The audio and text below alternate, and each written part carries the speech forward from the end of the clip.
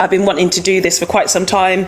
You know, you guys, you've seen me do white panels, black panels, mixed race panel, but I'm going to be doing more black spaces.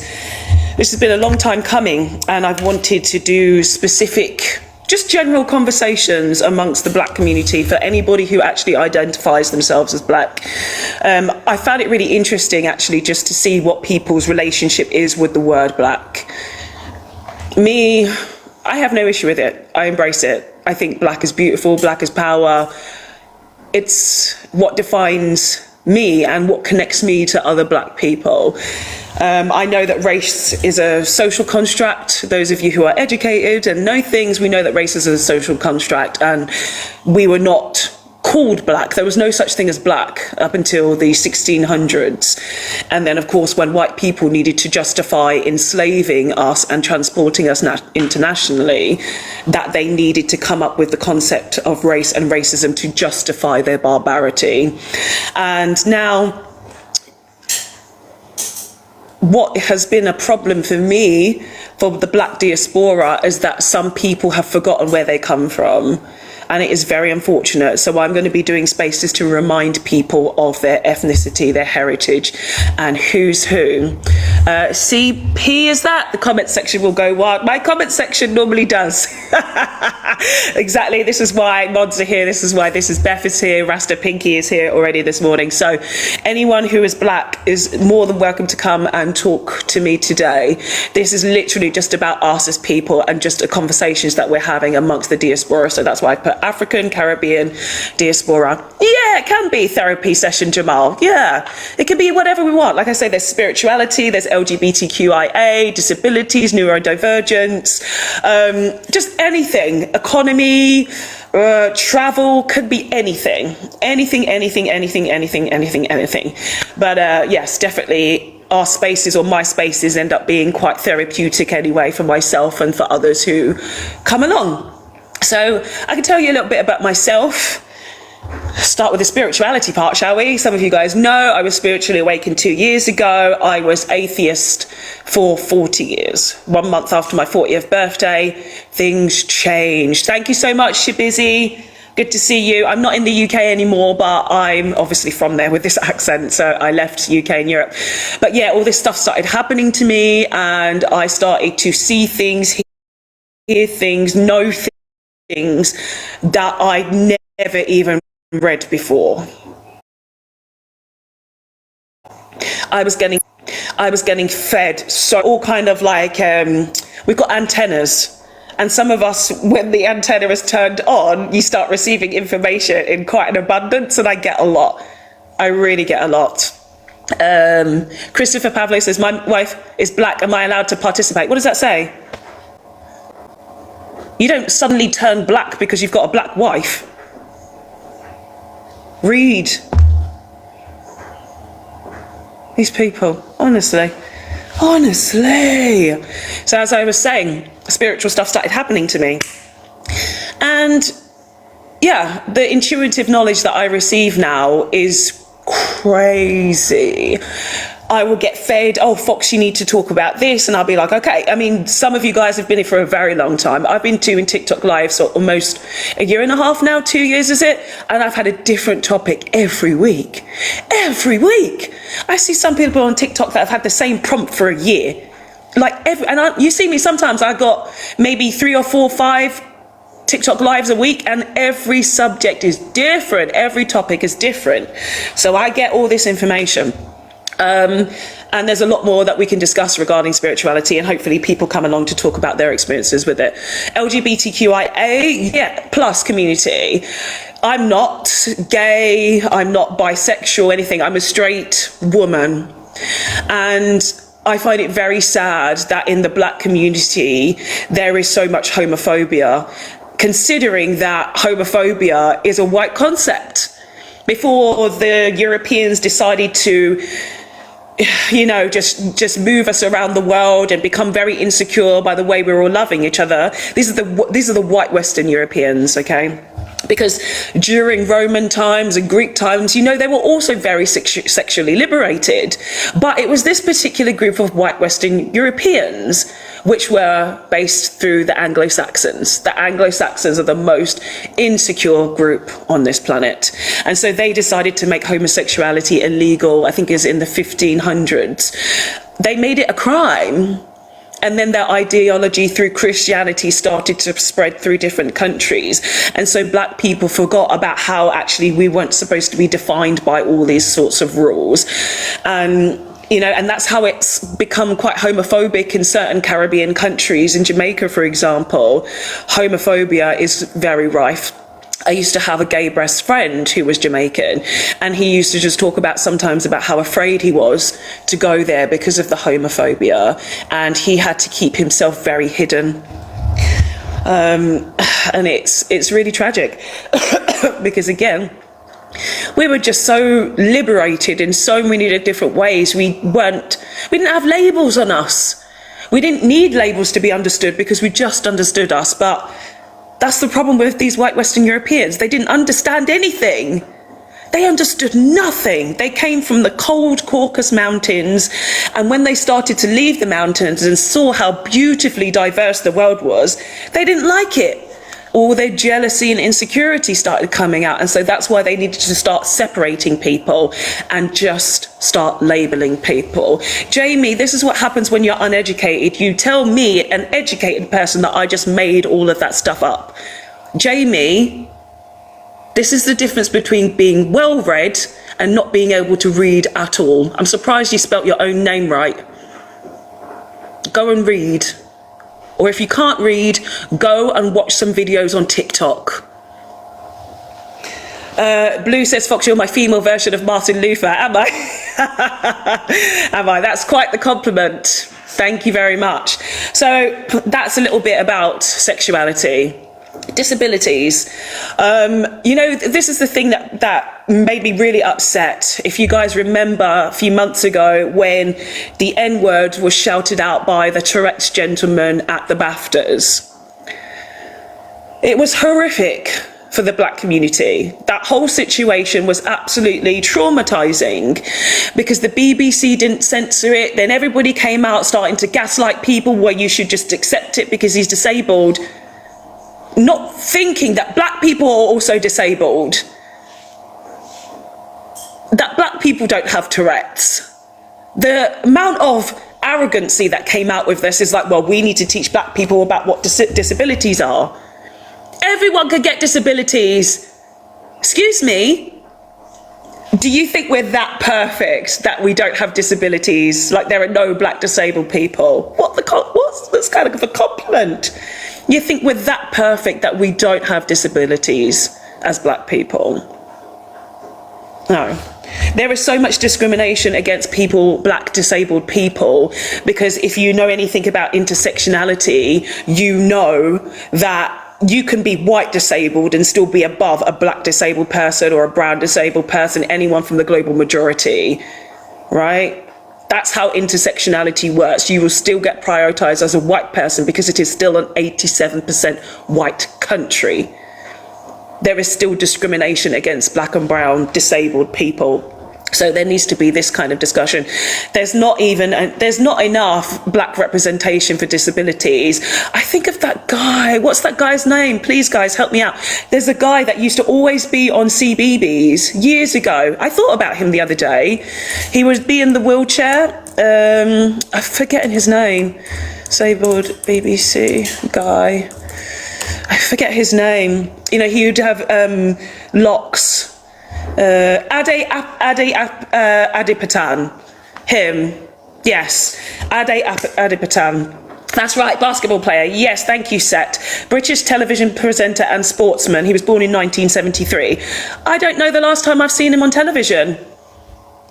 You know, he was such a good representative for the black community, for the black disabled community. But I know generally, anyway, there is not enough disabled representation on television, full stop, let alone there being non-white people who are actually going to represent the disabled community. It is very, very whitewashed disabilities. And even so now, you know, when you do see certain disabled people, they'll be white, people who've lost limbs or in wheelchairs. Even if you think about the Paralympics, it's mainly white Olympians there still. But even when you think of the Paralympics, it's like once every 4 years, right?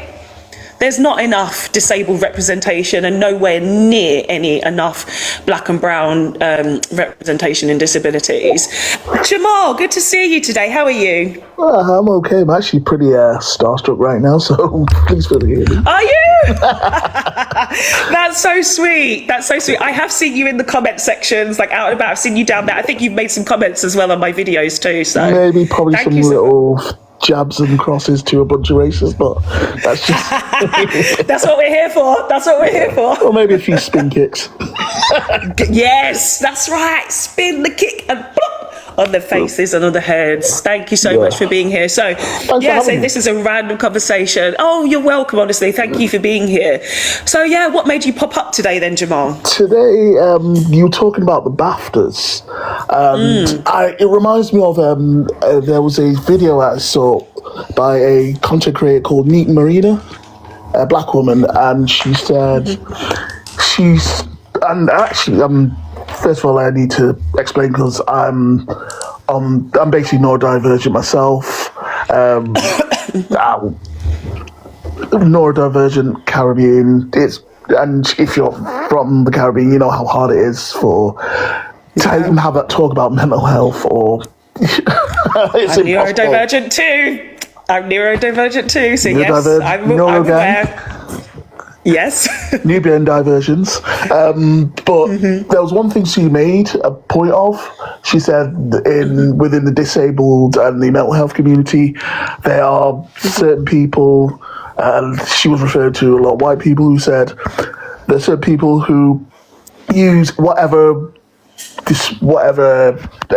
marginalization that they can legitimately claim, and they can use it to basically get whatever they want, do whatever they want, and harm people, especially people who they consider lesser than. And you're talking about, white disabled people can, the hierarchy of unfortunately, the hierarchy of disabilities. And it reminds me of a situation that I was in, and it was during a Black Lives Matter protest, and it was online, and I'm a musician. I'm in the local music scene in Manchester, for example. And there was a person, I'm not going to name names, but there was a person who was saying some stuff online that was really inappropriate, and we had to basically explain to him that what he was saying was not cool, and he doubled down on it. So I had to basically just cuss him out for it and cuss him out publicly. Was he white? Yes, he was. Black. Very white. Okay. Very white. On a scale of 1 to 10, how white was he? 28 days later. Oh shit. Wow. But the thing is a lot of it, the response was basically I cussed about, roasted him completely, and a lot of the messages were either supportive or was like, oh no, the guy has mental health issues, but he knew better but he still said something really, really shitty, and he doubled down on it. So, and it's annoying.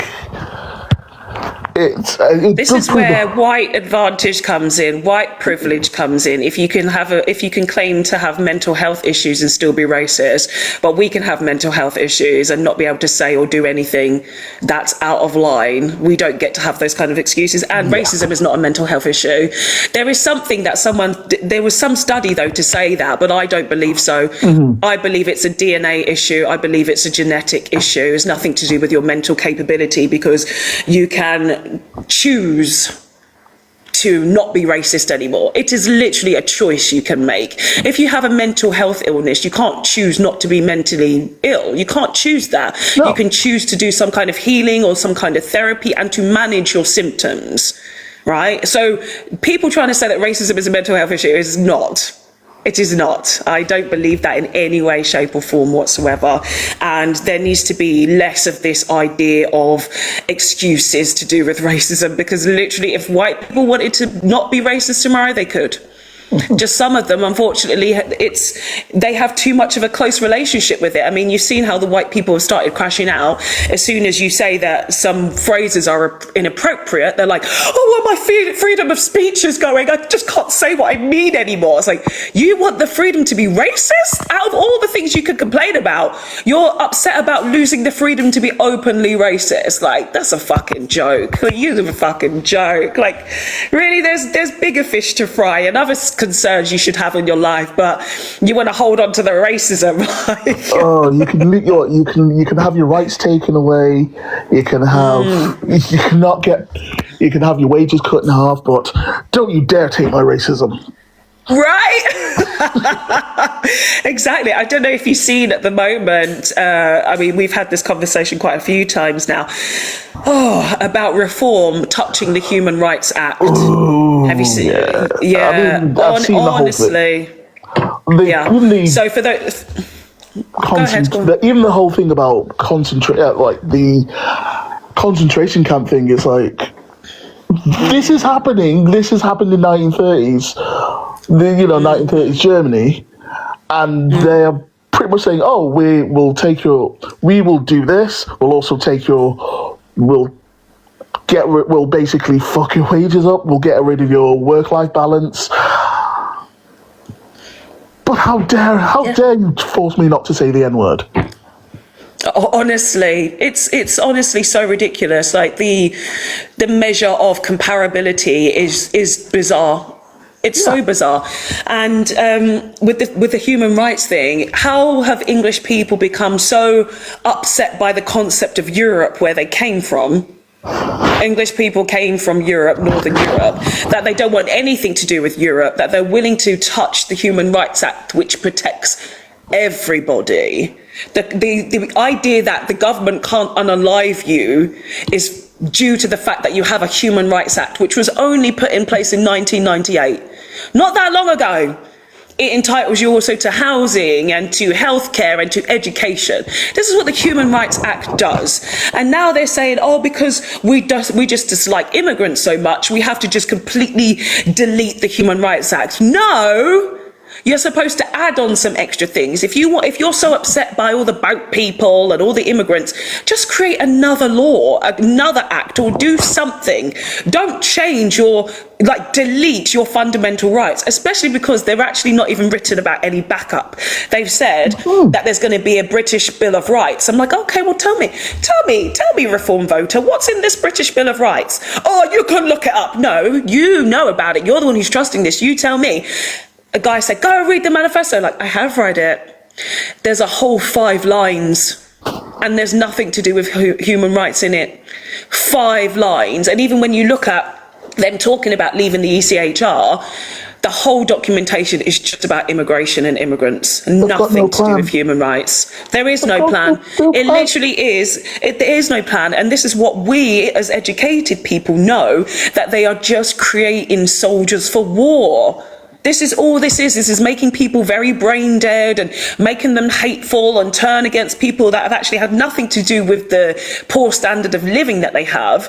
As long as they can weaponize racism, which is inherently built into British culture, that's fine. The 1% can do whatever they want and say whatever they want and mold and manipulate people very easily. So it's very, very scary for black and brown people who will mostly vote for, of course, generally we've been more Labour voters, right? Yeah. We've mostly been Labour voters. And now when you see that the Labour Party has become more conservative, it's like, okay, well, who do you vote for next? We're definitely not going to vote for reform. And it is a very big struggle for Lib Dem and Greens to have more of a promotion, because we know that the media is very conservative. It's very biased. I mean, I've always believed that even with Labour and, even with the left, and I do say myself as left leaning, I don't think we as black people have like a political home to go to. Yes, we don't. Not even Green. As a Green voter for over 10 years, I've always said that Green is not for black people. I've said that. And again, and it's the same thing in America. I mean, you have a two-party system, but it's like we are voting. We're not voting. We're voting basically for survival. It's always a vote for survival, and even in Labour, I mean, I'm not a big fan of Corbyn, but I will respect him for one thing and one thing only. He got my dad to vote for the first time in his life. Wow. Even though he can be even though he was a bit whatless, at least he. And you know what? He actually cared. He actually did care somewhat about people Massive heart. Yeah. He just didn't That's have what a devil socialism mentality. looks like. Yeah, I think what the problem was at that time is what I see from, and this, unfortunately, Jeremy Corbyn is the reason why we started saying left and right, because the UK for quite a long time was very centrist as a country, right? Very centrist. But Jeremy Corbyn was the person that actually started the pendulum swing by focusing on Palestine and making us actually awaken our empathy to be like, shit, there's a really devastating atrocity that's going on in Swana, right? So we have to make sure that we are actually looking at this issue and what our participation is as British taxpayers, because wherever there's some kind of war, British people are involved, and our tax money goes to all of this bullshit. So he was the person that said, hey guys. But then it became a lot about Palestine, right? It became a lot. And so, of course, you have the right side, the emerging right side, which is like, well, why am I going to care about what goes on in the Middle East? Because I'm not there. I just want to make sure that I've got food in my table and I'm earning enough money to pay my bills or whatever, So it became about that on the right side, and then it got further and further and further away, right? And then the left side is like, yeah, okay, we do care about that issue, we really do care about that issue. But someone like me who was quite centrist, I voted Brexit because I wanted there to be a better distribution of wealth within the UK, because I recognised how poor the people were. The sixth richest country has massive amounts of poverty, right? And I made a mistake voting for that because I thought there was going to be a party that would actually deliver a better distribution of wealth, but it's actually led to ridiculously more amounts of greed, because then of course we had 2020, right, with COVID and all the stupid what was it called, PHP contracts, PPE. what was it called? The PPE. PPE, thank you. Yes, the PPE contracts, Matt Hancock, and then this became the years of let's put all of these people on television now. Let's put them on I'm a Celebrity, Nigel Farage and Matt Hancock, and all these really divisive people who have such poor morals, right? Just like, it's ridiculous. Yes, I'm not going to say your name because it sounds very ableist talk. So you voted Brexit and left the country. Nice one. I actually wanted to leave the country since I was a child. So my Brexit vote has nothing to do with that. I've wanted to leave since I was a kid. I'm black. I always felt the negative energies of the island of misery. So regardless if I voted to stay in or go, I was always going to leave. And I bought my first place abroad in 2019. I think it was 2019. So the year before the pandemic, actually, I bought my place. And then where I bought it, I was like, it's too British. Yeah. So I'm not going to go there. So I went somewhere completely different out of UK and Europe. And I'm much happier. This will be 5 years this year. But yeah, this is the thing about living in Britain, especially as black people, is that we have to actually understand the ways that we've also been manipulated through not being in our homelands and not being around, like, especially if you grow up in an area of the UK that is not very ethnically diverse, or you don't have a black community. Like for me, I didn't really know any black people until I went to university. There was hardly anybody around that was black. I think there was maybe about 3 other families. And that was it. We were always having to go to London parties all of the time to actually get to be around black people. This is where we kind of differentiate, because my mum made sure that was surrounded by black people, and she was a teacher. She's now living in Barbados. Good for her. But she always made sure that she. Even after her work, she basically ran a youth club for 25 years, and she always dragged me to the youth club, so I was surrounded by black people, black youth workers, black children. I lived for a while in Moss Side, which is a very, very, very prominent black community, and Yes. the home of the late great Giant Charlemagne, if you know any black musicians, and also Cleopatra and Misha B. Oh, yeah. You know what? I'm one of 3 girls, so everyone used to call us Cleopatra at school. And we were similar ages as well to the girls. Oh, the TV show was good. They were good, man. Yeah, I actually They were really auditioned good. for Cleo. For Did Cleo you? Dickens. Yeah. This is during the Did you? pandemic. Oh, I unfortunately wow. didn't get the job, but she was doing like a project during the back end of the pandemic, and she was doing like a soul project. And one of my friends, who was an actor, he run his acting student, basically got in touch with Cleo, and basically she just gave me a call. I was like, and again, I just felt as starstruck as I am now. It's like, That is such a compliment. I mean, Cleo from Cleopatra. Wasn't she on something like The Voice or something? I saw yeah, a she clip was. She a few was. She years got- ago. she got Yeah, a through few the years debut. ago. Yeah, yeah. Oh, they were so funny. I liked the show with their mum as well. It was like the family. It was a Aw. big deal for us as well, because it's like it was, homegrown girls as well. It was Yes. one of the, well, I think it was one of the first like Mancunian black girl groups. So, and they were I signed got to my Madonna first at the time. tattoo in Manchester. Is Affleck's Palace still there? It's not there It still anymore. exists. Affleck. Still is. I got my Yeah. first tattoo there when I was 18 or 19. I took a day trip to Manchester. I was like, yeah, I'm just going to get on the train and go. I got my freedom because I was at university. Like, yeah. And I was walking around Manchester because I was a Manchester United supporter since I was like a baby, like young age. And I always thought, I want to go there by myself because my dad used to take me. And I was like, yeah, when I get to university, I'm going to take the train up to Manchester. And I did. So I went to Trafford Centre. And of course, when you walk out of Trafford Centre, there's Affleck's Palace. I was like, let me go in this place. And plus, I was a bit of a goth as well back then. And so I loved this. I used to spend a lot of time in Camden. I loved being in Camden. So when I walked out, that's I what dated Affleck's way Palace. too I was many like, goths in this my is. time. I loved the goth vibe. I loved it. I always used to wear black, and I used to wear like a Motorhead t-shirt, and I didn't even know who Motorhead was, but the fact that it was black, I was like, I would wear it any band that had tattoo. So I went and I chose out of a book, and I was like, there's a star. So I've got most of my tattoos actually ended up being stars because I'm a star. But that was my first one. It was an interlocking star, my very first tattoo at 18. So I always ask people about Affleck's Palace if it still is there and it still exists because it gives me good memories. But I remember when I got that tattoo, I had to take a bus from there, like the area, to the train station. And my back was on fire.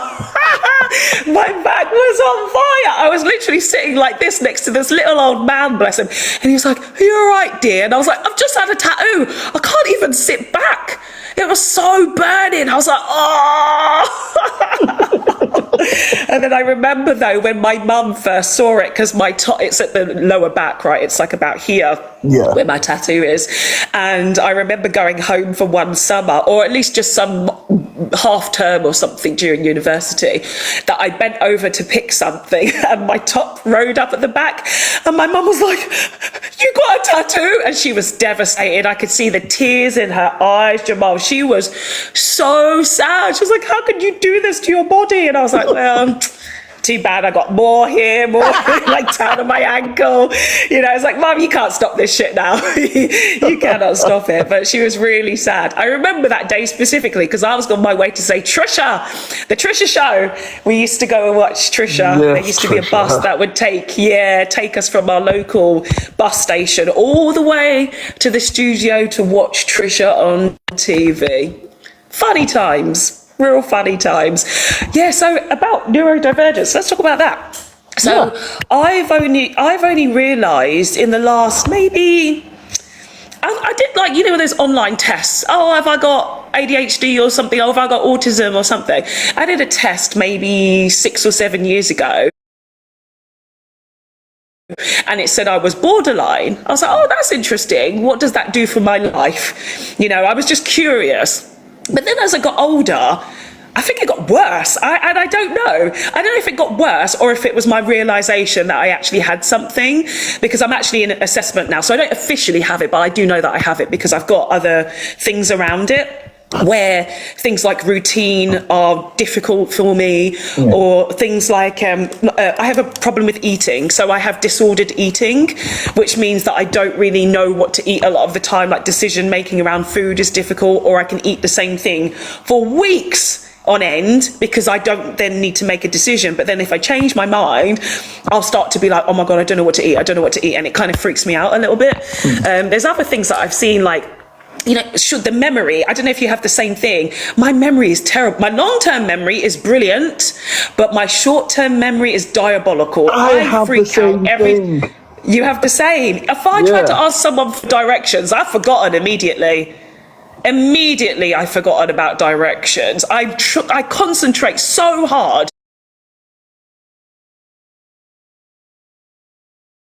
And as soon as I get to the first junction, I'm like, what did they say? Did they say left or right? Of course I go the wrong way. And then I have to ask again. I literally have to ask directions at every turning. How do I get so thank you, Google Maps. So I don't really have to ask a lot of places anymore. You have the same situation, the same experience? Yeah, I mean, I can remember. Sometimes I work, when I'm not working my usual jobs, I help out with my dad. And sometimes where I play certain tools, I forget them for like a minute after. But yeah, same. It's the searching memory. for something, I forget something after what I'm searching for. Yeah, I saw a video the day which was so funny. This guy, he started filming himself, and he was filming himself eating, and you could see the moment that he just forgot he was filming. He's just like, and then he starts washing his hands, he starts cleaning up, he walks away, he starts living his life, and he comes back like, oh, I was filming myself. Oh, yeah. Oh, no. Yeah. It is kind of funny having neurodivergence or ADHD. But like, that's the thing. There is not enough, first of all, in the UK, it being a majority white country, they have recognised that it's harder to diagnose in women.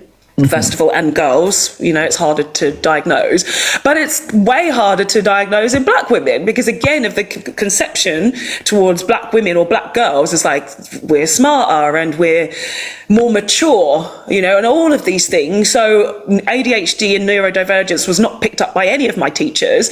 The fact that also we're more honest, we prefer direct communication. I think that also ties to our culture as well, Jamal. Would you say so? Yeah. We're like, British culture is very passive aggressive. Yeah, we're blunt. We're very to the point. So growing up in Britain, where it is very much like, if you talk directly, they get so offended and you're the bad guy all of a sudden.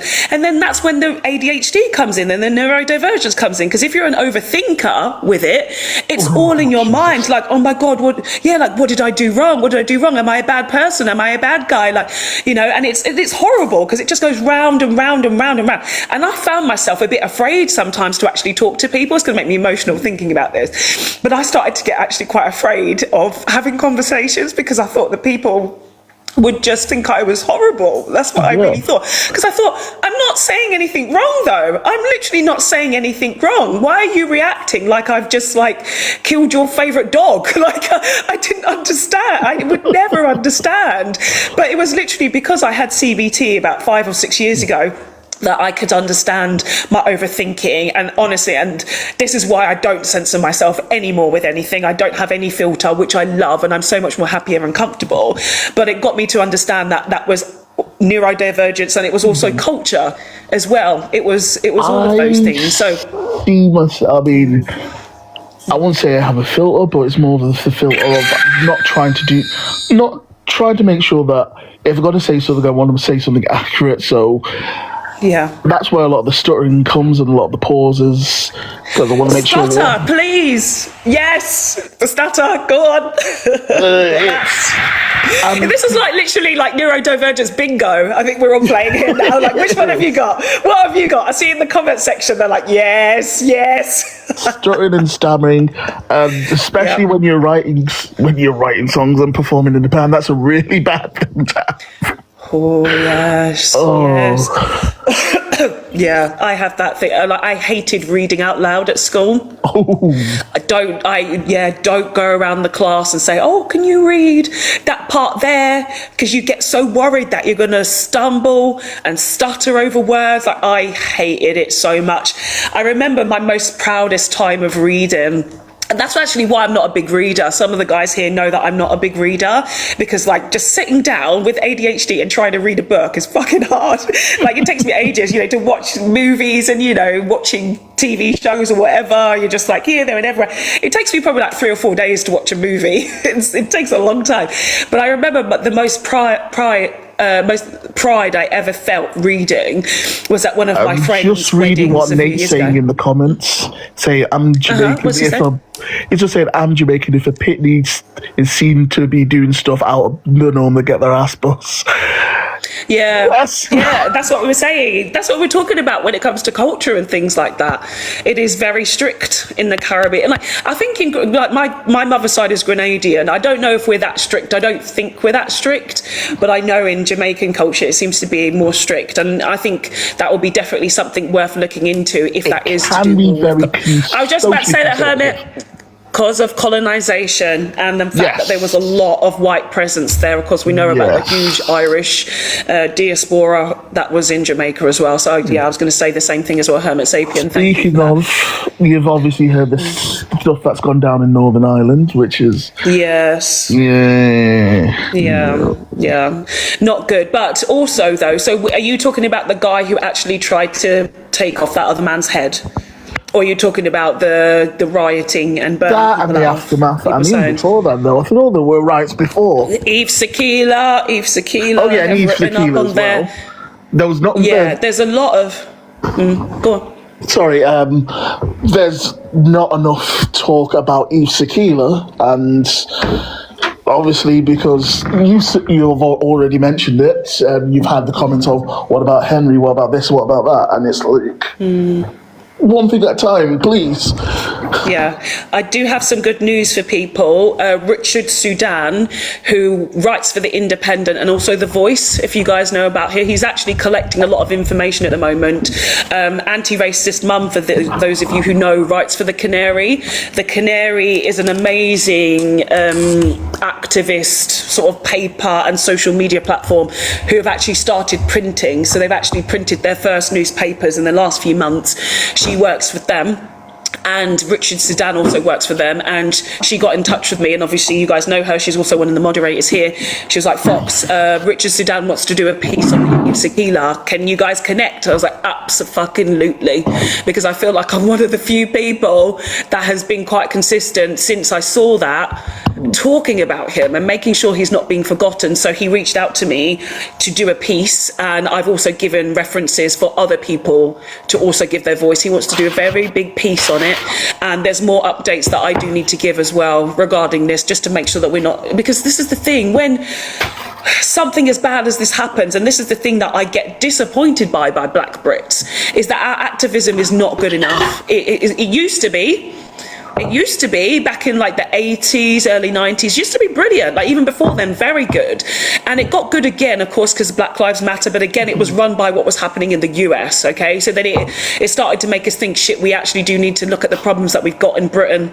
All of the systematic unalivements through police, false arrests. People know the statistics now, right? You're so and so times to get stopped and stop and search, and you're so and so times more likely to die in police custody, and you're so and so more times more likely to die from giving birth as a black woman. Like, we know all those statistics. Now what?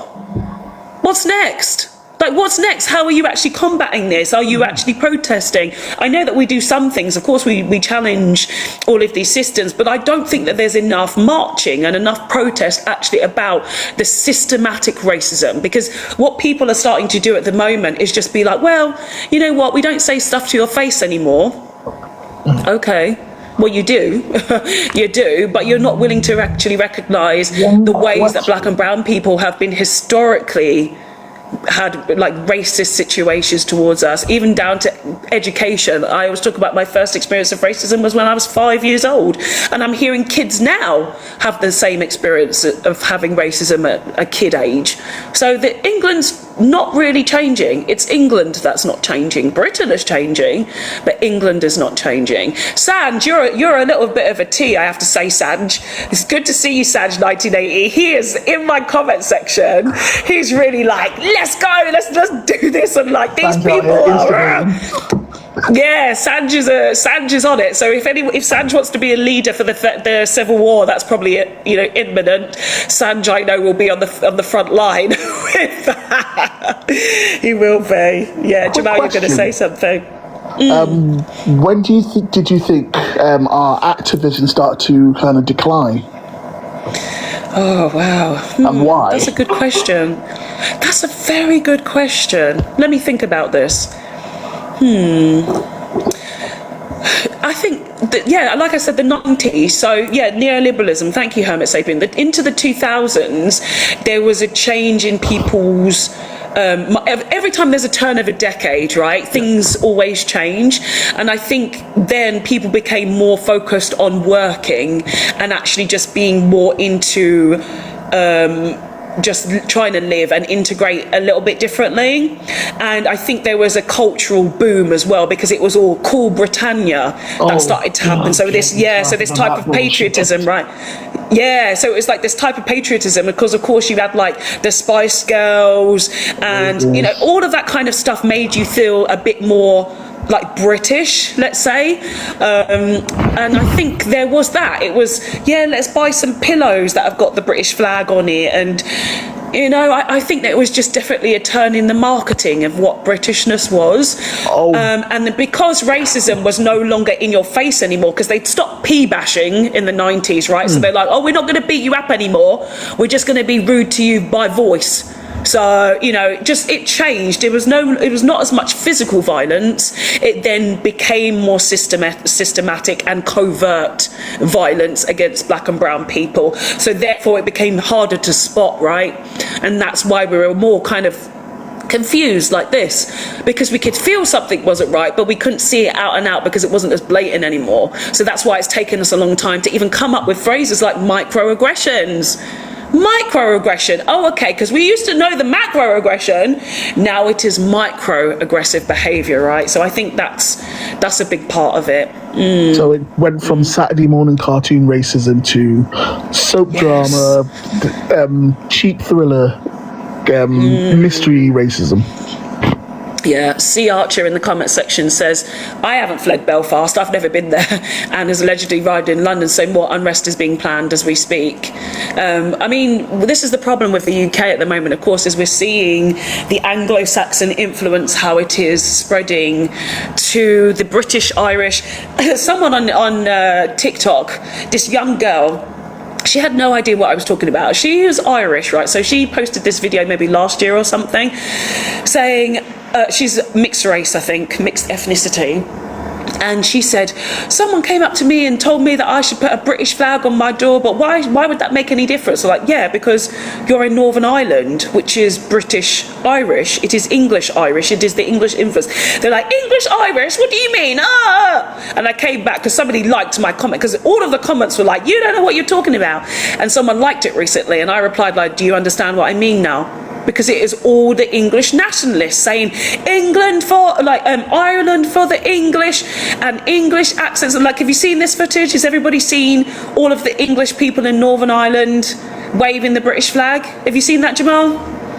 Yep, and it's like, colonization on crack right now. Right, exactly. So wherever they are, wherever their influence is, it's just out and out now into Scotland, and Scotland is doing a stupidity, considering that they were the only country, they weren't a country at the time, only clan, let's say, of people that weren't defeated by the Anglo-Saxons, because of course they beat the Irish, they beat the Welsh, and then they formed the Union. That's why it became the United Kingdom. And they were supposed to have learnt by not doing what the English do. Of course, they're still trying to get independence now. The independence conversation is coming back around again, right? It's coming back around again. So they're like, oh, do you know what? We need to actually go for this. But now you're seeing the Scottish acting like the Anglo-Saxon Neanderthal. So there's a lot of this stuff going on, and then again you see the same thing over in Australia and America, and it's not good because, like you've just brought up, seeing black people have this disgusting racism done towards them. The fact that you can unalive somebody in broad daylight, in public, and there still not be any arrests for it is diabolical. Absolutely diabolical.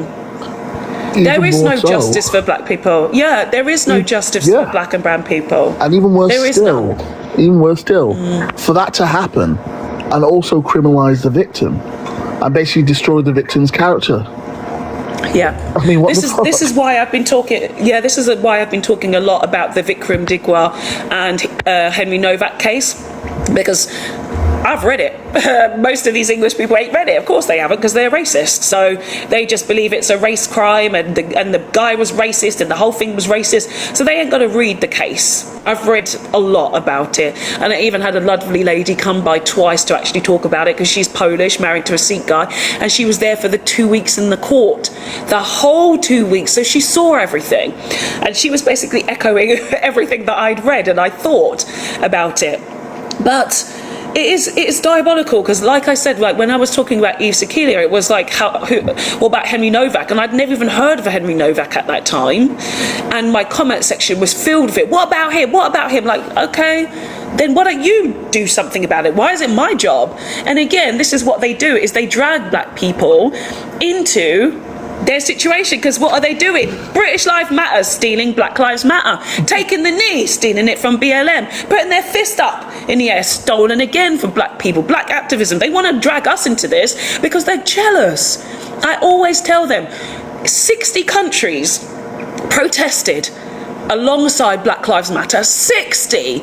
You have not seen that in decades, this amount of allyship or solidarity with a group of people. 60 countries, millions of people all over the world. And these people are saying, take the knee for Henry. No one's fucking taking the knee with you.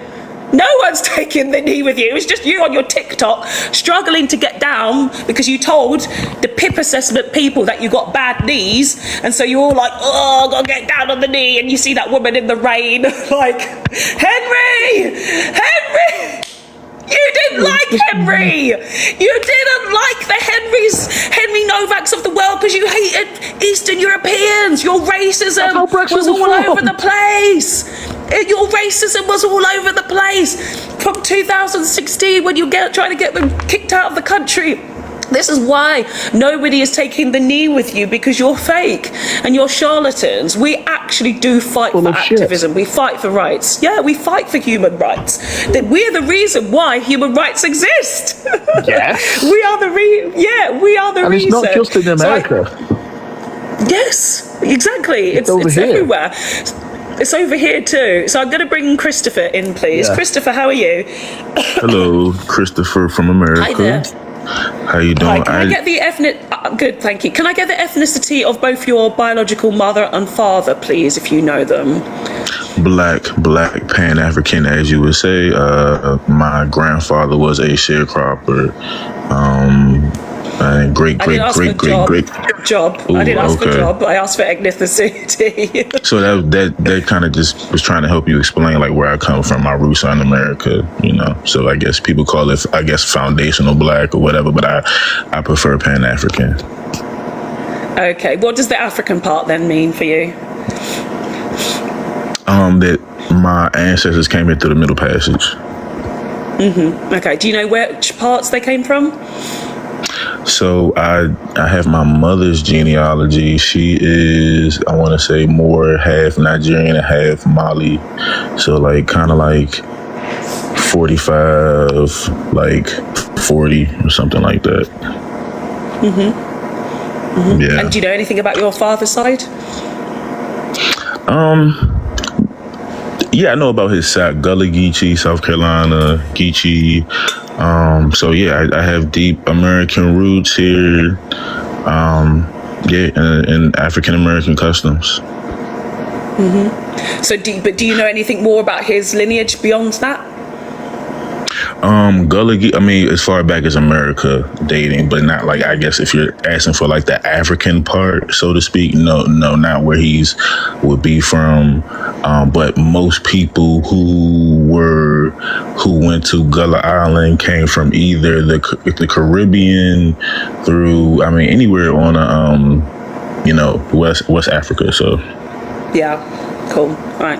Thank you, Christopher. Thank you for being here. So yeah, we're just having a random conversation. This is kind of the first time that I'm doing, I've done a few black panels before actually, but this is one where I'm talking specifically about certain topics like spirituality, LGBTQIA, disabilities, neurodivergence, the black experience. Racism, of course, always comes up, and living in majority white countries. So what was the reason that you felt like you were going to come up today and chat to us? Because I really felt like it wasn't going to be any nonsense, and I really didn't even read the question. But now I'm seeing justice for Vesa Sakala. I can't pronounce that right. But I'm not even. Okay, I'm not even familiar with that. Like in America, we've been doing a whole bunch of Carmelo, Anthony things. I know. And, yes. Basically, he's so, yeah. our George Floyd. He's our George Floyd. He was pinned down on the floor in Republic of Ireland in Dublin by 6 security guards, and they had their knee on his neck, hands on his head, and he lost his life right there and then. And there's been no arrests, no justice, no nothing. Wow. This is this year? And, this happened on 15th of May. 15th of May, crazy. not that long ago. And it did make it to press. So it was actually in a lot of countries, the story. But because we have this now Henry Novak situation, which is a white Polish boy, Polish descent, and killed by a brown guy who's Sikh. And the Sikhs don't do anything, right? So now that has completely taken the focus, because as you know, in the United States, there is this white agenda to make it seem that black and brown people, it's never gone away, of course, as we know, that black and brown people are the enemy, and we're always going around trying to kill white people, and anything that they can hold on to, they'll take and they will blow into a massive proportion. So that's why the name of Eve Sakila is getting drowned out by white people claiming that they're experiencing racism. So it is up to black and brown people to keep talking about him and to tell people. I mean, when I'm going around to spaces and if I'm hearing American voices, I'm telling them about Eve Sakila. Yeah. So it's not good. It's really not good. And like we said, and I don't know if you heard this part that Jamal was saying, is that when it's a black and brown person who's the victim, I mean, they immediately say that we're a criminal, that we've got all this in our past, that we're bad guys, that we deserved it. We should have just complied. We should have just followed the rules. Even when we do all that shit, it still does not mean that a white person can't unalive us. We can be the best of best and the good of good. We've seen what happened with Carmelo Anthony. If you guys don't know, please do look up the case. It's absolutely diabolical. The fact that the father of the boy who was unalived, Austin something, is now so openly racist. Openly racist. And you see, is it a picture of him with the court? Christopher, there's a picture of the judge and jury, is it? Or something? There's the judge in the back. What's the picture of his family? Celebrating. So what I literally just saw, his dad just went on a whole rant calling Carmelo's dad a coward. So we saw that. I'm exhausted from that. Personally, I would be considered a 5%er, right? That's just if you're familiar with that practice, that's the practice I follow. So it's an offset of the Nation of Islam, if you're familiar with the Nation of Islam, that was started in Harlem. Okay, so the Nation of Islam is a black Muslim sect for African Americans particularly, right? And they don't really they believe they have Muslim traditions, but they do it through an African American standard. Right. So with the Nation of Islam, a lot of the teachings, they talk about systematic oppression and uplifting yourself and community building within the African American community. If you're familiar with Louis Farrakhan. Yes, we know him. Yes. So he's So I guess he's the father of the Nation of Islam. Legend. But this was a off split. And long story short, what a 5%er means is only 15% of the people know the truth, and 85% of people are just living in the rat race in the day to day. They don't even have the cognitive space to have intellectual conversations like that. So it gets deeper into it. Definitely research it.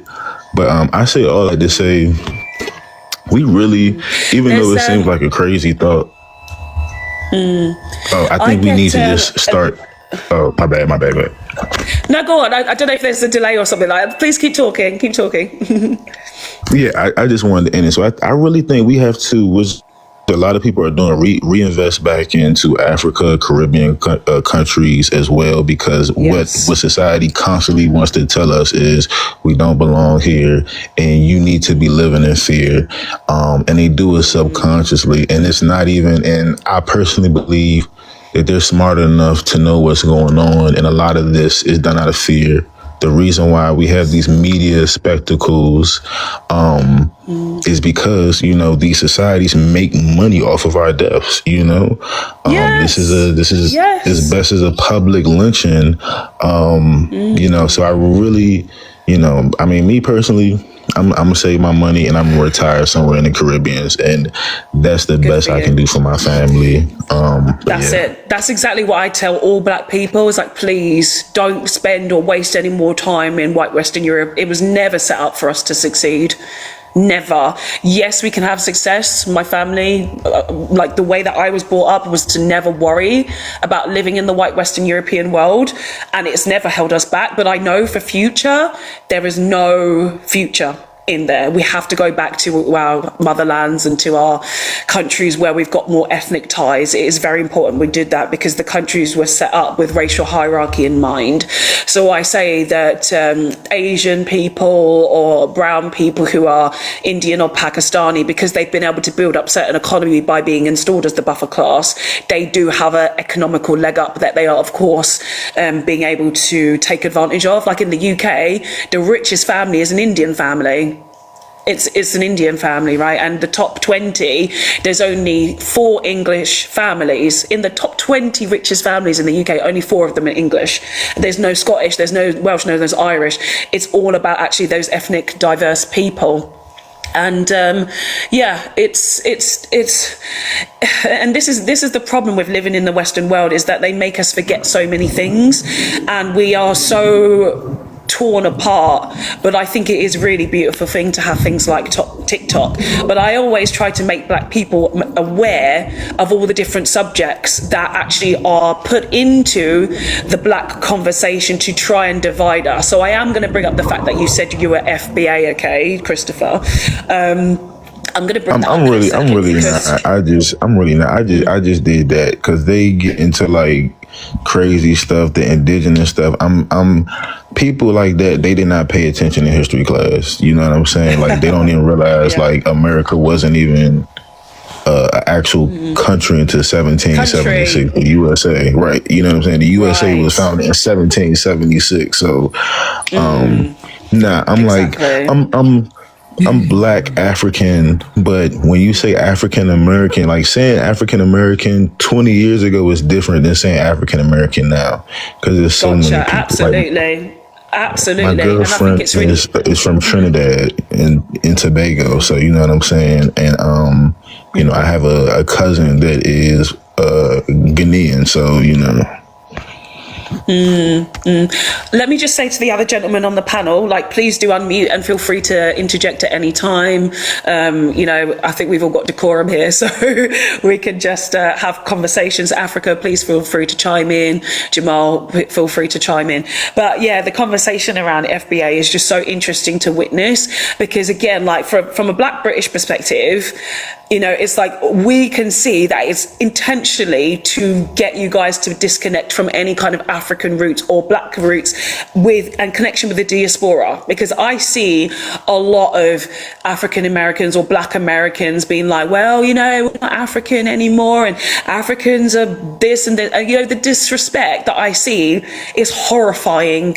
It is so horrible because, like you say, Christopher, for them to divide us, it literally makes the white Western Europeans richer. The ways that they can divide us and manipulate us is always to their benefit. So Yes. it's important to realise the ways that we don't play their game and we don't, go along with whatever they are planning or saying. There are so many things that people don't research, and you're right, Christopher, it's like all you need to do is read research and do, like, self-learning is so important in 2026. My thing with the FBA thing, love, hate it, whatever. I say, why claim a nation when you can claim the world? Because we were the original people. Jamal, you're talking. Jamal, you're talking now. Keep talking, brother. It's my neurodivergent brain again. But it's, it's the diaspora war. To me, it's we all have differences. Black British, black Black American, Black African, Black Caribbean. I think we should embrace both our commonalities and our differences, because we're cousins, pretty much. Yeah, exactly. We're family, and every family has feuds and disagreements. But in order for us to be as successful and as strong as we used to be, we have to always resolve those differences. Yeah. And the live I did a few weeks ago was literally like, why can't Black people see that this is intentional to keep us apart? So why are you getting sucked into conversations about Black women's hair and you're talking about that shit for weeks? Like, why the fuck are you talking about that? And why are you talking about Black men that can't do X, Y, and Z or something? Like, this is so stupid. It is so pathetic. And I was so annoyed this morning. I don't know if you guys have seen this guy called Darren. He is such a coon. Like, the coons piss me off more than anything, actually. The coons make me rage. There's this guy called Darren who has on his prompt something like, was it white people don't have, it was saying that white people have privilege is racism. That's what he said up there, right? So I went up there this morning and I literally only got to say like 2 things before he was like, no.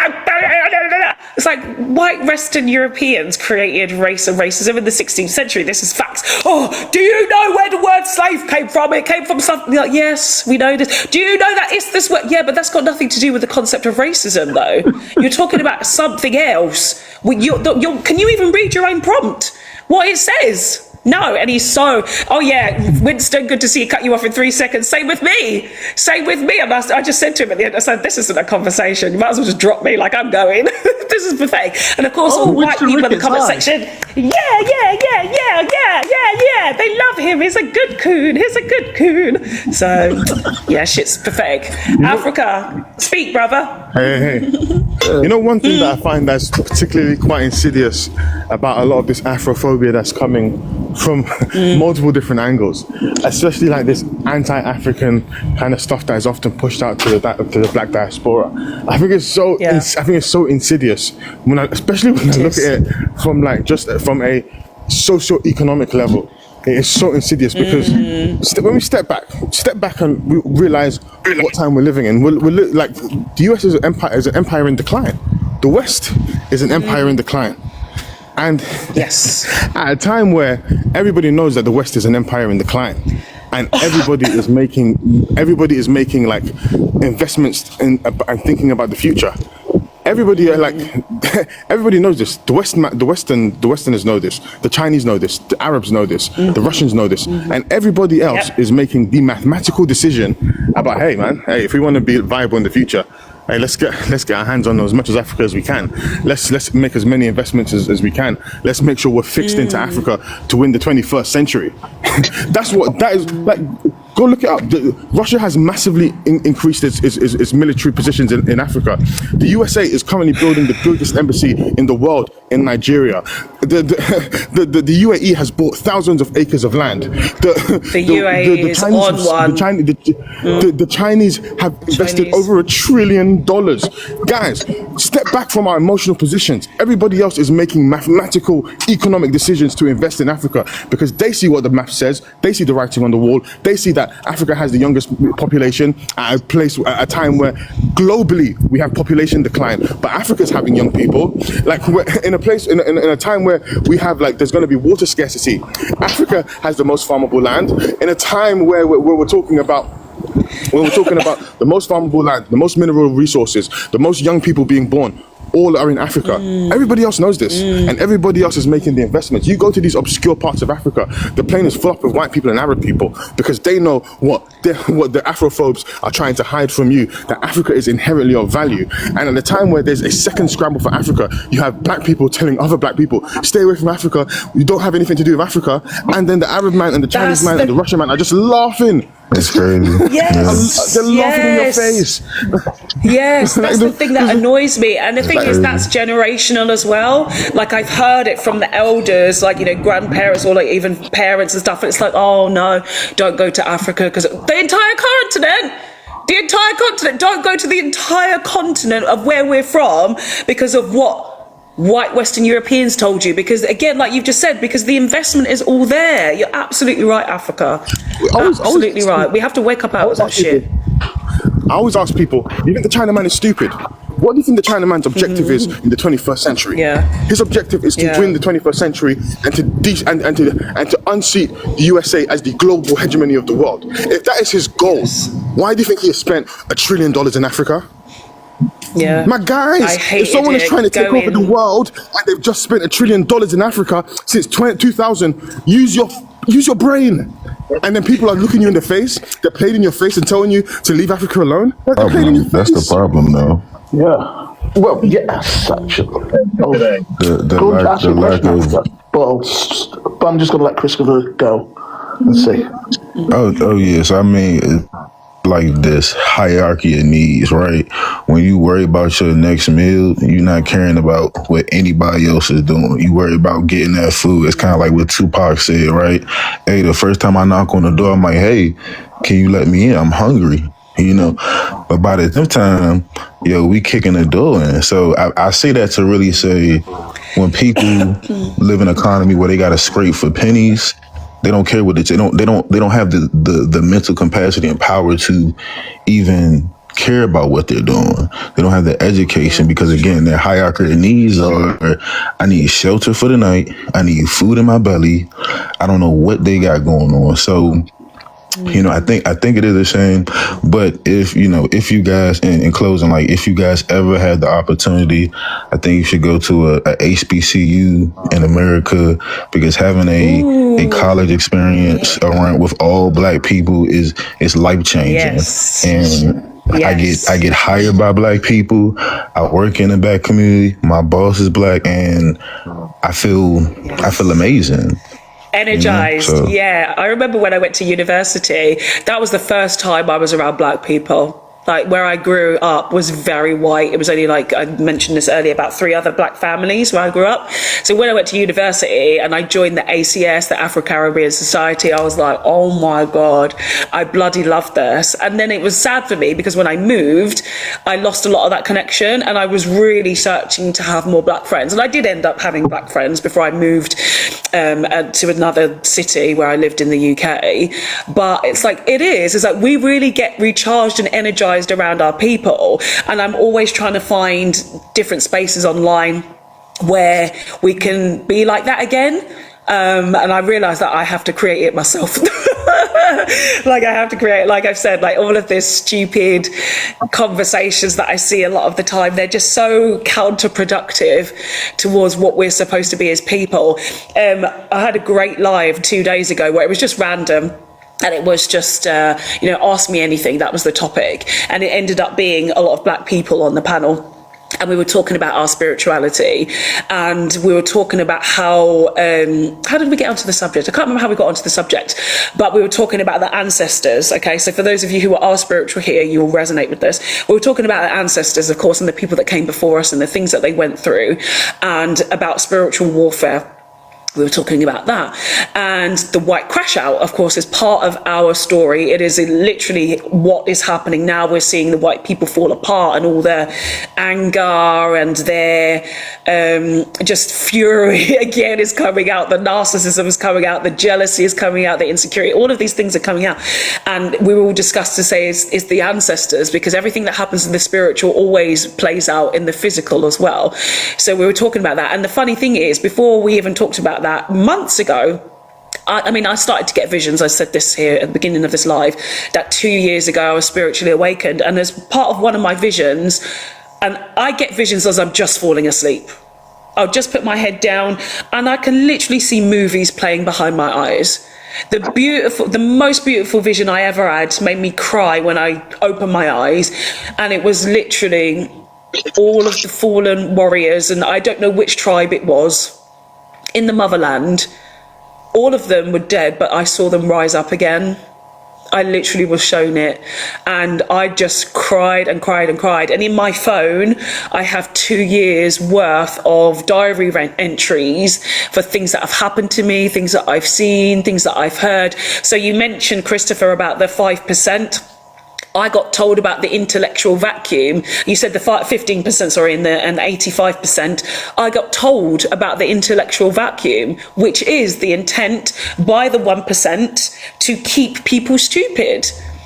It is literally by design in that way, to keep people away from their inherent knowledge, to keep people away from their spiritual connection or connection to the earth, the sea, the sky, to the abundance of life, which is what it's supposed to be, right? And giving people that knowledge, they would then, of course, have economic superiority, or just any kind of superiority, right? And keeping people stuck in that idea is literally because of the 1%. And it unfortunately affects a lot of African countries and Southwest Asian countries as well. It's specifically meant to keep us in the vacuum. And so that's why it's up to us in the diaspora, when we do know more, to take that knowledge back to our brothers and sisters, to make sure that nobody is left behind, because this is what it's supposed to be about, us as black people, as a community. We're family, man. We're family, and let's not let people make us forget that, because now some of us awake. It's really important that we stay awake. It's very important.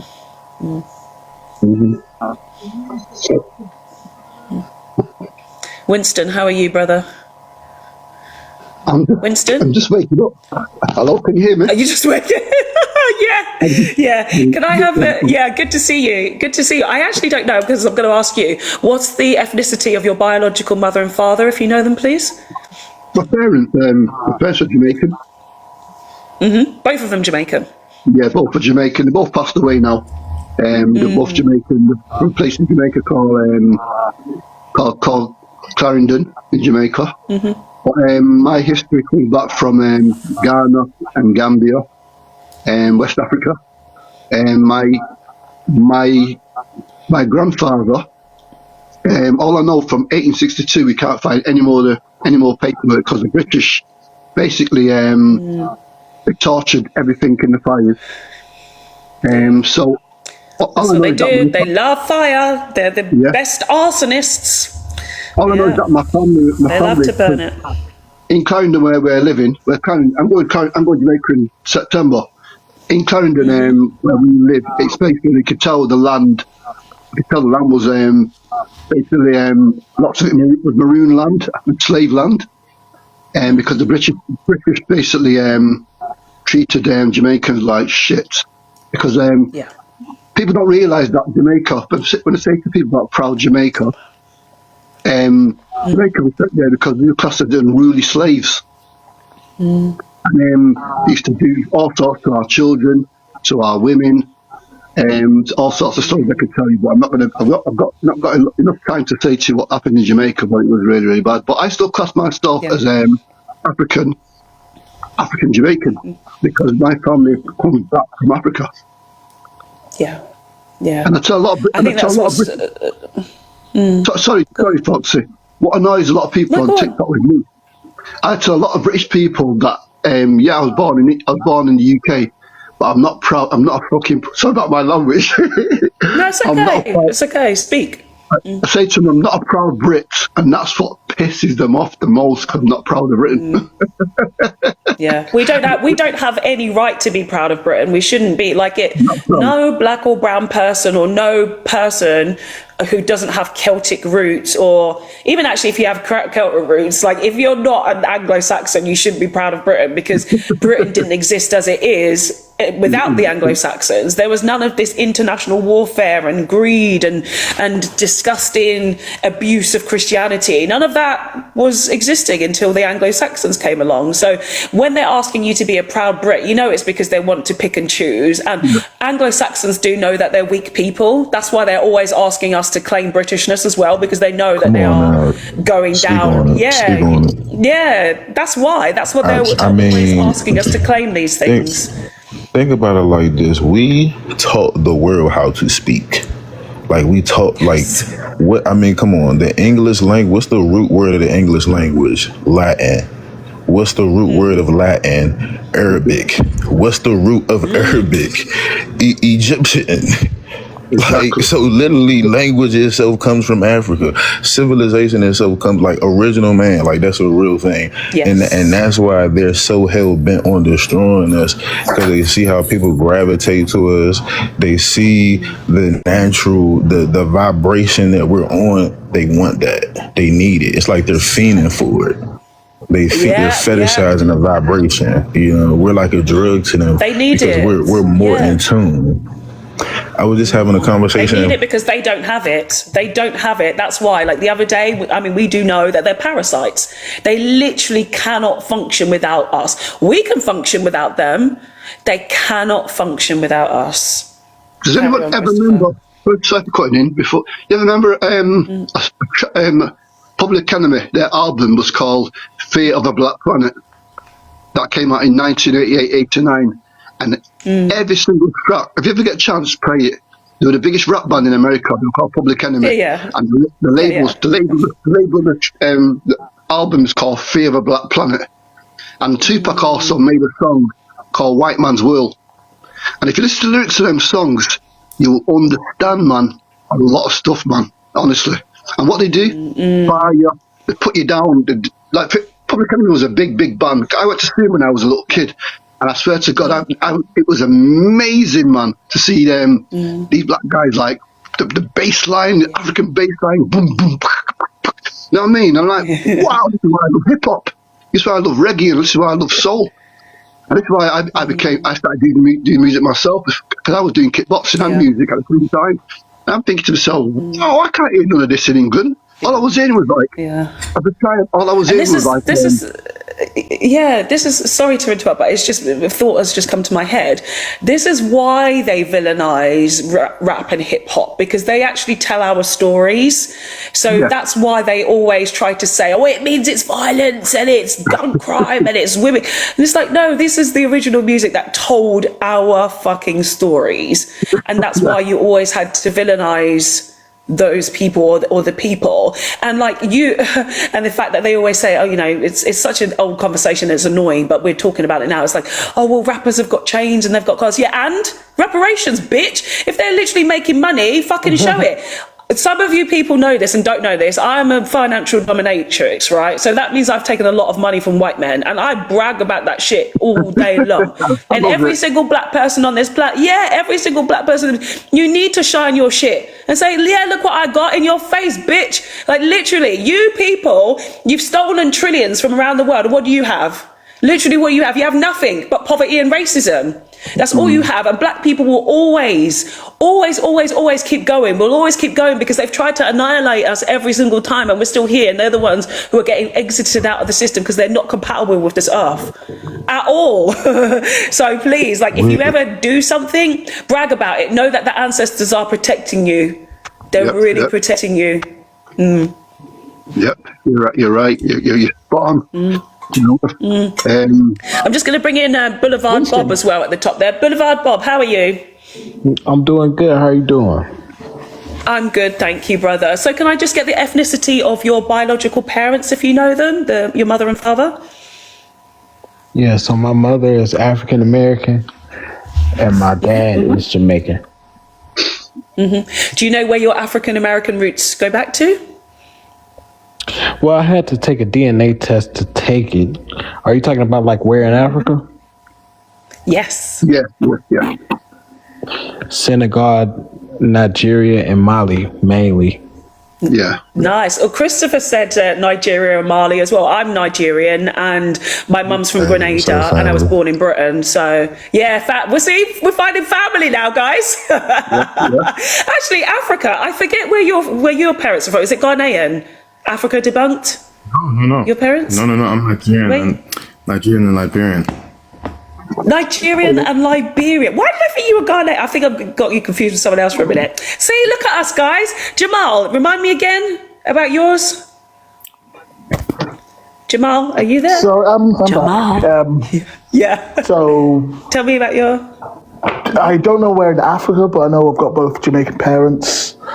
I'm suspecting my dad has some Ethiopian roots. Oh, and Africa. Just wanted to say something quickly about. You said a lot of black people were told, "Stay away from Africa. Stay away from Africa." My dad, when I was growing up, he would always talk to me about when you grow up, go to Africa. Get to Africa. He was always very, very pro-African. So I just wanted to say that. Also, Woodston, hi. How are you doing? Yeah, man, hi Jamal. How are you doing, kiddo? Good. Just checking. You're OT based, aren't you? Yeah, man. No, I live in it. Yeah, I live near Old Trafford, not far. Oh, man. We definitely need to connect, but that's another story for another time. Yeah, man. But Jamal, you make a good point. Africa, did you see the comment from Leanne in the comment section? Hi, Leanne. She says, the way this man argues is 1,000% Nigerian. That's about you, Africa. lol. Yeah. That's a brilliant comment. I'm guilty as charged, man. I'm guilty as charged. I can't take. For those of you who don't know Africa, please do follow him because honestly, he is everywhere. He is all over this app, fighting for Pan-Africanism, fighting for the diaspora. He is great to listen to. So please do follow him.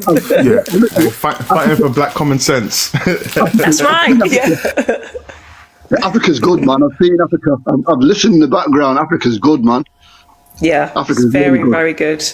Very good. Yeah. And so we also have now as well, thank you as all gentlemen this day. This was lovely to be amongst such wonderful guys today. Thank you so much everyone for coming. Yeah, man, so we've got Christian as well on the panel as well. Please, Christian, how are you?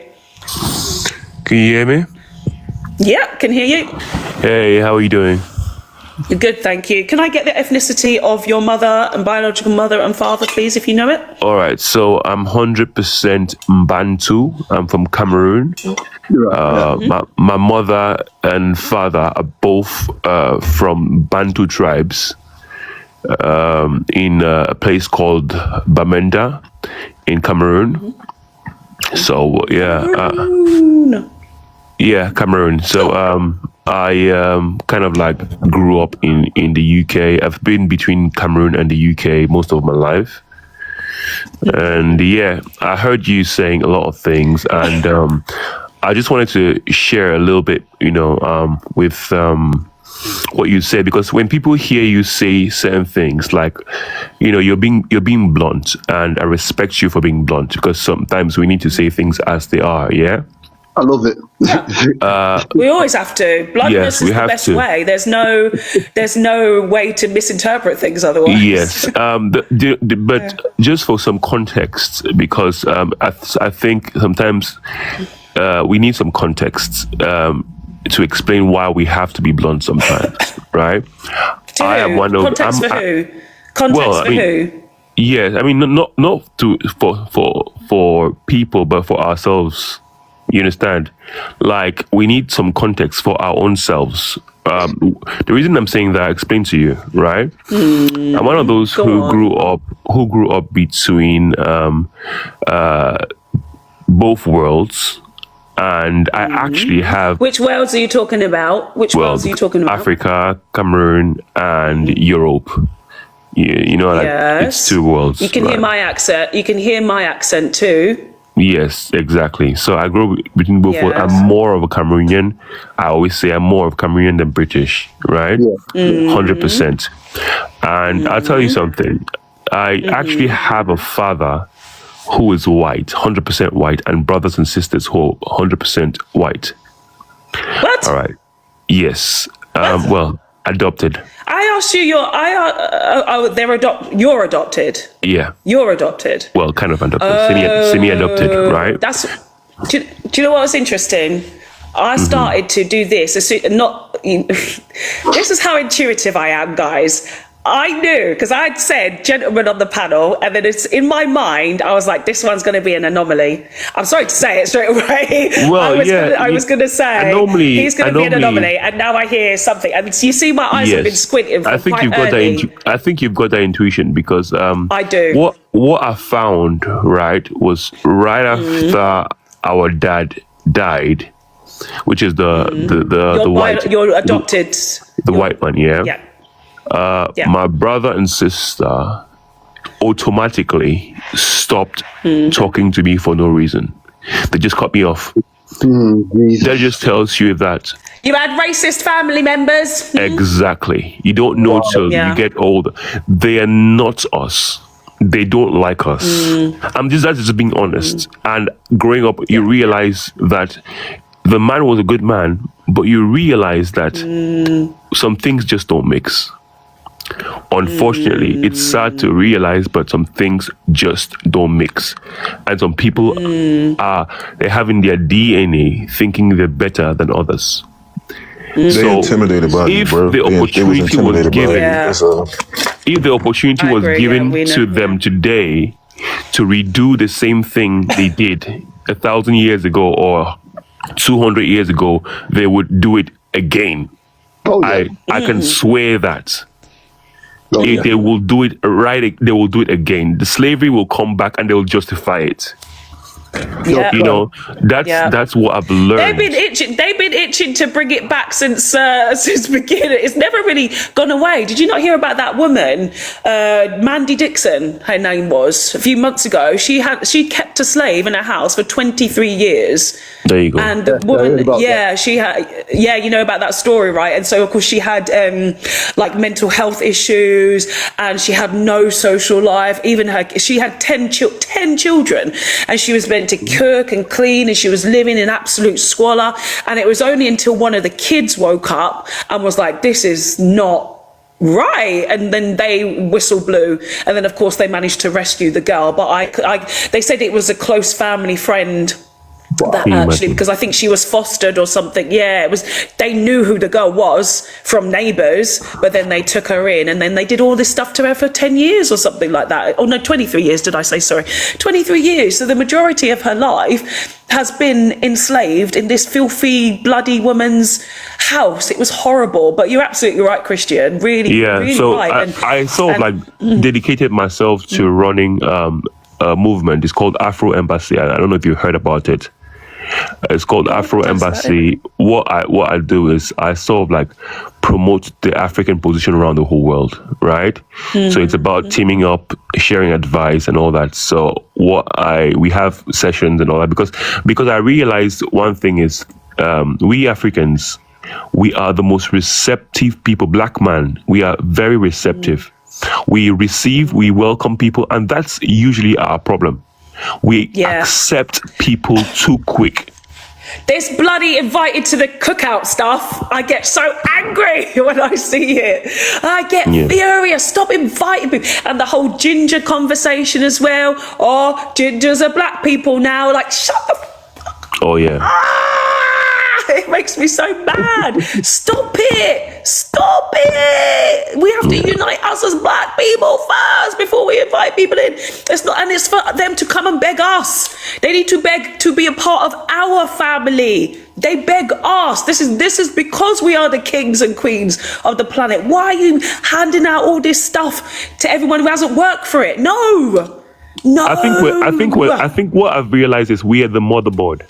Right, we're the motherboard. If you know about computers, we're the motherboard.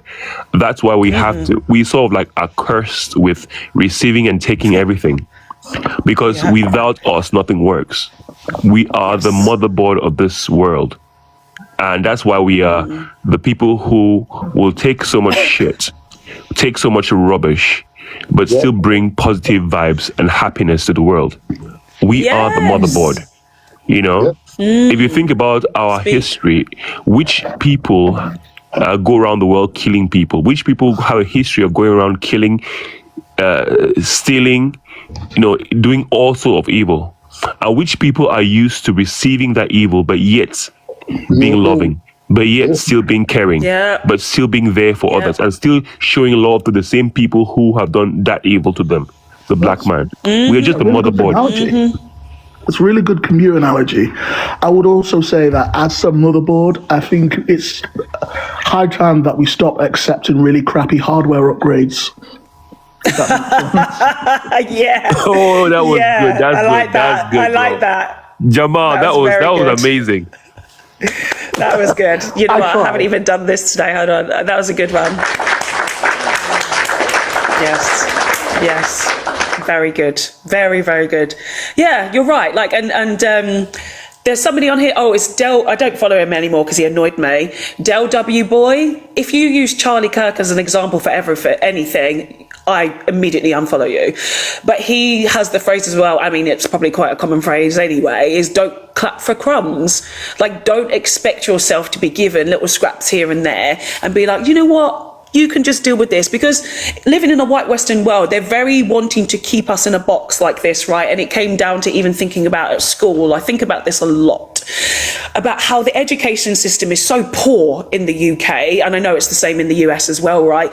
Is that they only want us to perform to a certain standard. And if we try to go out of that box, they don't like it. That's when the teachers start to get insecure and they start to keep you down. Like, I was always having calls to my parents and stuff because of this ADHD and neurodivergence. I was always bored at school because I was a lot smarter than they wanted me to be, right? And so I started to act out a little bit, and I was just be like, I'm bored. So they would just say that I was a troublemaker. But if they'd actually put me into some kind of accelerated class, or they actually could cater to black brains, then I would have been a lot more further on. I did manage to catch up because I got a first-class university degree.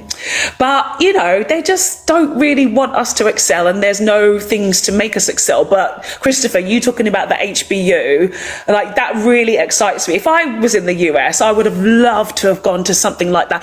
Even, because I'm not religious, like I said, I've never been religious. I've mostly been atheist. If you put me in a black church, the joy I would feel, if I see black church on my TikTok, I get so excited. I'm literally like myself, like, yeah, because the energy is so beautiful, and that's it. It's like we have to remember the things that we need to do to keep our energy up. And there's a reason why I left the UK, because I know my energy was very low there. It was too low. I was traveling all the time, getting off the island of misery, and I love it. I felt like myself, happy, free. Every time I come back to the UK, when am I leaving again? Sometimes I don't even back at my house for half an hour before I was going somewhere else because I didn't like it. So I remember I used to be in a dance crew called Foot Patrol, and I remember it was like all of us are like black guys dancing. We used to dance to jazz. It was called jazz fusion, like a jazz fusion dance. Yeah. We took like certain levels of music, house music, hip hop, and we turned into like, you know, like Johnson Brothers back in the day. We used to do footwork. And we always had every club we went to, we always had a smile on our face. We brought joy to all these clubmen because they didn't see how black man could move like the way we used to move. They couldn't do it. It was like, what? These guys have brought in all this footwork to house music. How do you do it to jazz? Yeah. I always used to say that, they always love black people on the council estate. So for you guys Americans here, so you'll have like, what do you call them? What do you guys call like the projects or something? Not the projects, but where you have mixed sort of ethnicity people. What would you call it? But it's kind of like the lower working class. Is it the projects? Yeah, like the projects. Yeah, the project. So, like in the UK, we would call them council estates, right? And of course, the white people would love our food, love our music, love our culture, love all that stuff. But then, as soon as we've upgraded ourselves, right, because we're still studying, and then we get work, then we're working, then we're getting good jobs, then we're getting money, and we're moving off the estate. What happens? White people get mad, innit? White people get mad. They get angry because all of their culture, which is our culture, is going. And so they sit there twiddling their thumbs like, oh, don't go. Don't leave us. Let's ask one question, right? Yeah. What do you think Yes. of Kemi Badenoch? What do you think of Kemi? Say again, what? What do you think of Kemi Badenoch? What do we think of her? Loser. Yeah. Right, okay. Absolute loser. Okay. Bottom barrel loser. Dumb bitch. Pathetic witch. Yeah, she's Like, horrible. really, she's horrible. So for those of you guys who don't know, we have maybe like 3 black female politicians in the UK, okay? Diane Abbott has been grafting for decades under the Labour Party, dealt with all kinds of racism. Literally, she has been on the front line for years. Oh my God. And the way that they've always abused her has been horrific. She is probably one of the strongest people in the country, right? She's dealt with everything. And then we got Dawn Butler, again from Labour. Fantastic person as well, like really fighting. Now we've got fucking Kemi Badenoch, who is, guess what? Nigerian and conservative. And she's always like, white people face the most racism. And I was working class because I worked in McDonald's one time. And actually, to be honest with you, I've barely seen her speak because watching her makes me so angry. Honestly, I've barely seen her speak because I just need to know about people before I'm like, don't give me any of that bad vibes and energy. Don't give it to me. One thing about Kemi, like, is she comes from a very specific class of like Nigerians, and like if she wasn't obviously she's not really Igbo? British. That she came here on Igbo? No, she's Yoruba. She came here. No, she's Yoruba. She came on a shame. on a Shame. Huh? Yeah, she came here on a I thought she was technicality. Igbo. Like 6 months. Oh. No. Before 6 months before they repealed. But if she was in Nigeria, not her tribe, her class of people, like, because it's not about ethnicity, it's about her class. People like her, she would be voting APC, and she would be oppressing people in Nigeria if she wasn't here in the if she wasn't in the UK. And the only silver lining for Kemi Badenoch is that Kemi Badenoch is too Nigerian to have tact, because she could be a lot more dangerous than she is. I think my only silver lining about like Kemi Badenoch is because she's so Nigerian and abrasive, she cannot hide her evil. So she's telling you that she's been evil from the jump. No. I'm being so serious. She has been evil from the jump. She has never pretended she's not evil. She's like, hey guys, there's never been a time where black people have said maybe she's on us. No, we've always known from the gate. She's been like, yeah, guys, I'm evil. I'm for white conservatives. I'm here to oppress you. It's true. She's at least it's easy to see her coming. I fear for the next generation of like, when I fear for like a black conservative politician who's female, who's actually tapped in, who actually has like emotional intelligence, and who is actually like, who could play on like the religious kind of weirdness that exists in our communities, who can play on some of the ethnic kind of social conservatism. Kemi is an old model. She's too Nigerian. She's too abrasive with it. She's not a good enough like. She's not a good enough like. She can't bluff her. The evil is too deep in her heart for her to bluff. What do you think is the biggest issue in the UK right now for you guys? Oh, it's rising fascism. Rise of fascism and racism. Yeah, rising fascism. Yeah. Also haterism as well. Haterism. You said haterism. Yes. So when you say like fascism, like certain groups, like what group, like I guess the racial groups, racist groups, people. No. We're kind of deep into it now in the UK. So I think in America, one of the things that you guys have that is a benefit that we don't have is that you guys have a codified constitution.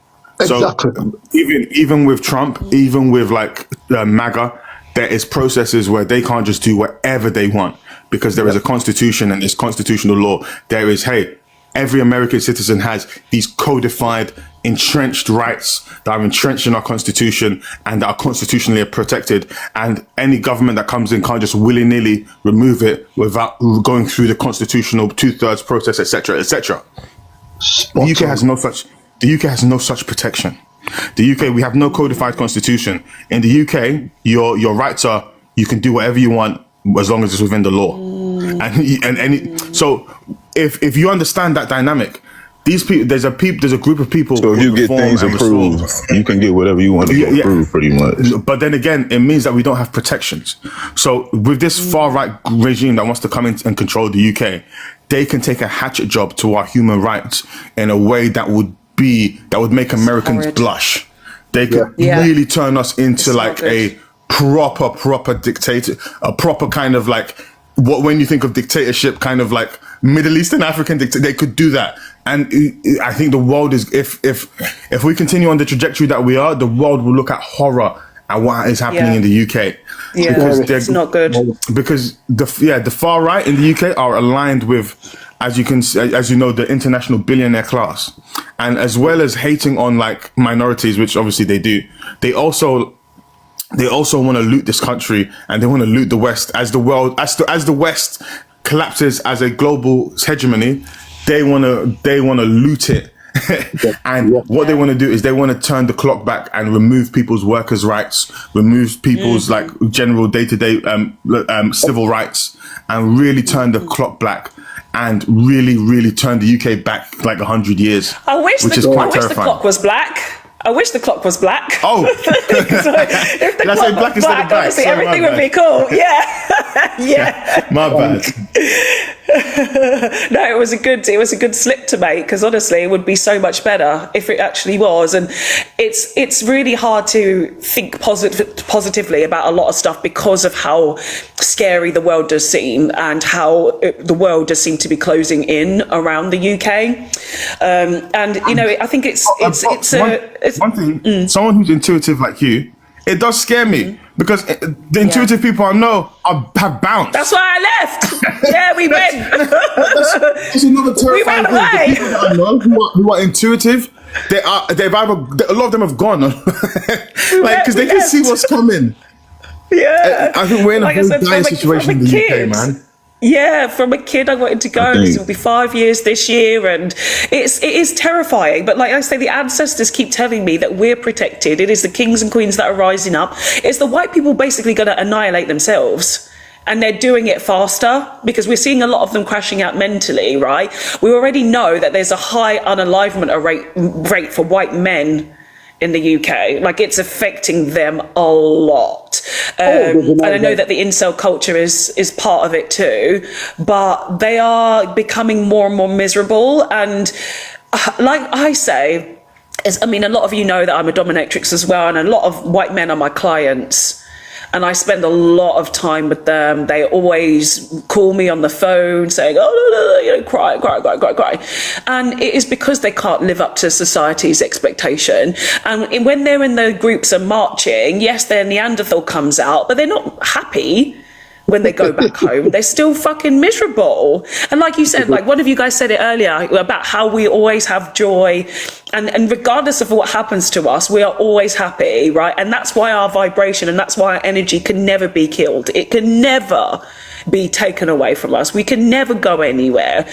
But some advice I will give to everybody here, and I've given it on lives, and actually I need to do this more, is that yes, it does look like things aren't going to be going well in England, or if you're in Scotland or Wales or Ireland, please do buy England flags. Okay, buy them and put them up in your window. And when I said this on the live the other day, someone said, oh, it reminds me back when you had the Black Plague, because you used to put a cross on the door, didn't you, to say, you know what, this house is okay. Put an England flag in your window. If you know there's going to be some protest in your area, that's a limited amount of protection you can give yourself. Because seeing how those Neanderthals behaved in Belfast is absolutely disgraceful. Absolutely disgraceful. So I don't know if you guys know in America that there have been huge riots this week in Belfast, and we talked a little bit. Yeah, we talked a little bit about what's going on in Ireland, but they've literally gone down these particular areas where they know that immigrants and black people are, or brown people, and they've firebombed their homes. There's been about 100 and something families, is it, that have had to be evacuated from the area. I don't know what they're going to do, but it's absolutely devastating. And I remember seeing this one footage, if you guys have seen it. This poor lady, she's like, I couldn't save any letters from my children who were back in maybe Uganda or Ghana. She said, I couldn't save any of the letters. The only things that I could save was something, and my uniform, because I need to work, and which means that she's probably in social care, because a lot of women, as we know, that come from the motherland, they go into social care because these white people don't look after their own. They don't look after themselves. They're not in the old people's homes. They're not in the hospitals because they ain't got hearts. So they ask black and brown people to help out, doctors and nurses, hello. So we can look after their bloody asses. That's it. Like, black and brown people need to stop doing these jobs. Let them deal with it themselves. Stop it. Wee Man in the comment section, I don't know why you tried to come up. It says black people, read. It says, so you're saying it's okay to behead someone on British streets? You see these people? Zero knowledge, zero logic.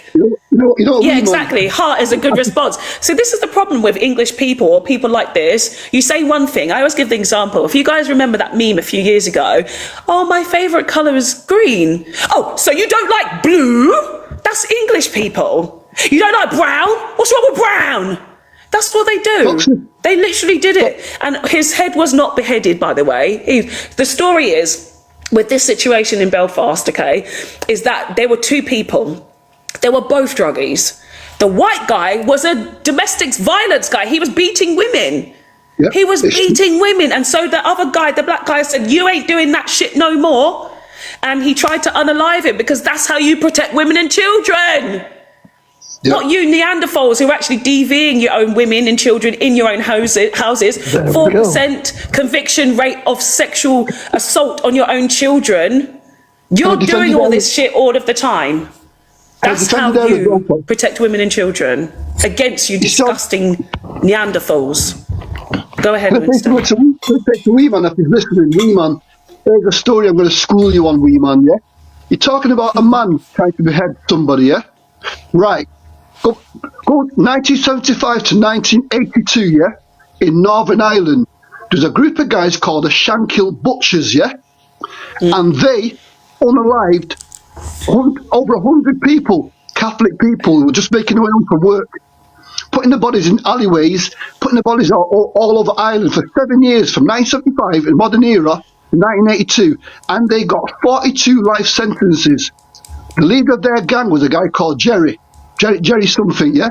He done 3 years, he came out of prison, and the IRA unalived him. You know what, mate? Before you talk about beheading, go and read that story, mate.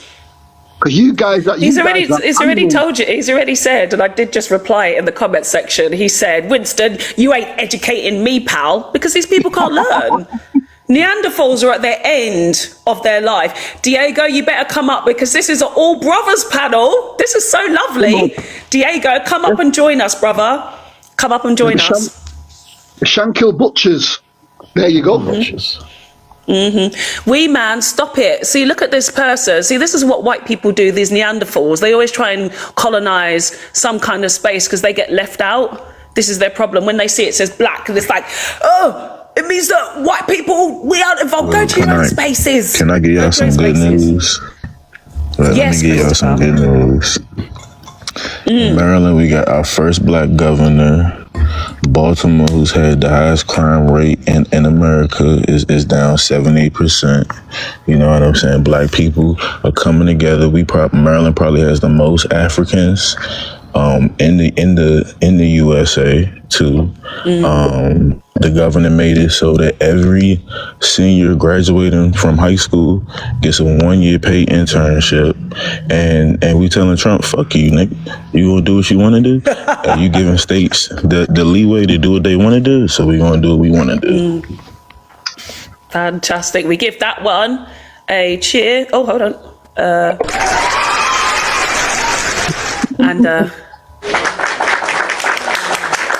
That's what we need to see. This is exactly what we need to see. I don't know if you guys have seen, I'm sure you have, I mean, definitely in the UK, we have a project called 10,000 Black Interns, no, sorry, 10,000 Black Interns, which is giving, of course, internships to 10,000 Black people.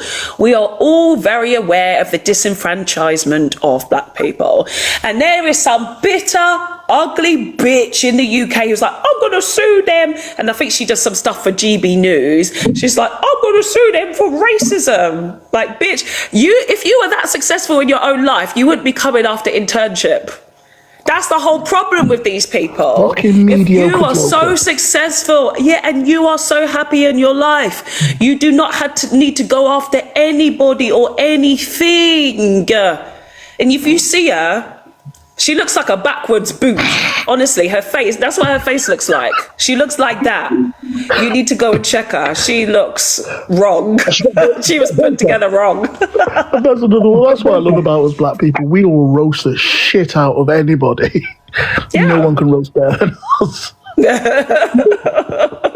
And this is the funny thing, right? So we talked about, Jamal and I was talking about neurodivergence quite a lot in the beginning, is that for me anyway, as part of my neurodivergence, talking about people in this way used to make me feel kind of a bit bad, because I always felt that we were supposed to have a higher, like, because I didn't want to be like them. You know, I didn't want to be like the racists. I don't want to be like them, but it's come out more so that I can talk about, because the thing is, like, these guys know here, if I talk about English people or white people, I don't talk about their features. I don't talk about what they look like, their hair, like nothing like that. I don't do that. But there are some people that I'm just like, you're going to get some shit from me. You are. But yeah, because I think, like I said earlier, I was worried about, when I was younger, about seeming like there was the stutter there, seeming like I was a bad person or I had these thoughts inherently. It's like, no, some of these bitches do deserve to be spoken about in those ways, like they do. And you should speak about them accordingly. You really should. So that's really good to hear that that's going on in the USA. Black Brits, man, like there needs to be more. But again, like I said, it's just, you need to go. Just please leave. Please, everybody go. Please. I wonder, like, even though the migrant boats, if they do a return journey, might just take a migrant boat back to France or something. Take a migrant boat back. I'll go off somewhere in Africa. Try for that going. You know what? I've got to be brave here, man. So take my leave, man. Yeah. Right, it's a free for all for everybody on the panel. Thank you so much for being here. AJ is here. Good to see you, brother. So yeah, at any point in time, please do unmute, say what you want to say. Say we're having a general random conversation just about black shit. We're talking about black stuff today. So whatever comes to your minds, like I say, we've got spirituality, LGBTQIA, disabilities, neurodivergence, anything to do with anything that's going on in the economy, racism, this approaching civil war, and how we try to connect to ourselves as being part of the diaspora. Yeah. Firstly, good morning to you, Queen. Good morning to my kings and my princes and my other queens and princesses. And shalom to all those. And hi to the haters and the ones that want to hear. Good morning to you too. Yeah, black excellence is what you're really saying. What we're talking about here is black excellence, I think. Yes. I've heard a lot of stuff, I was listening for a bit. I've been in and out, I've been taking calls, or obviously this weekend stuff, moving, gigs and whatever. So been in and out, but I've been hearing stuff, and I've been here a good while now, and I'm hearing a lot of stuff being said, and it's like, This is a time for us as black folks to have an awareness of ourselves, our awareness of our position, our awareness of our placement, and an understanding of where we need to be, not only just where we need to be right now, but where we need to be as the diaspora of Africa. The children of Africa, we are a displaced people.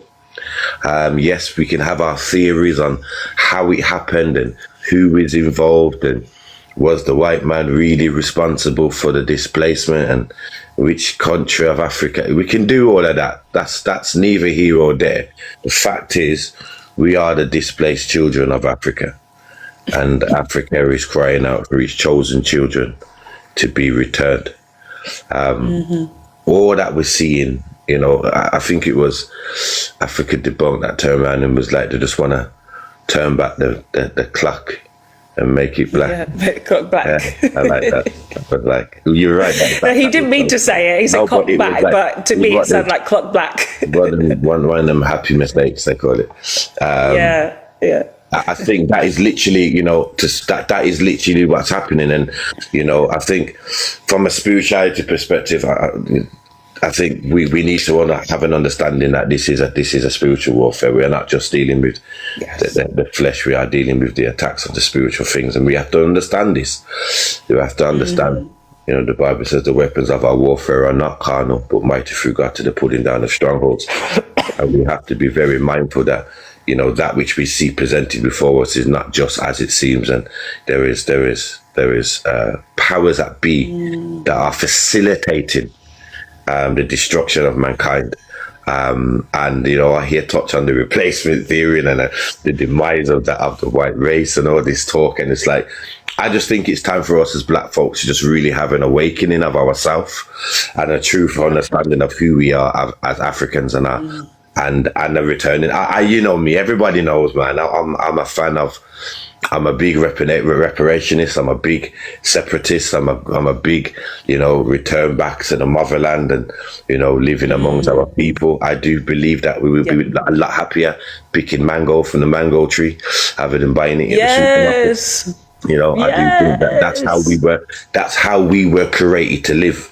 Facts. We were created. Nothing to do with capitalism. That was not us. And this is the same. We look around and be like, oh, well, look, you know, Africa this, and we know it. I said, look, yeah, you came and you took our resources. Like, we weren't a capitalist society, so we weren't looking on all our natural resources and how we could financially benefit from them.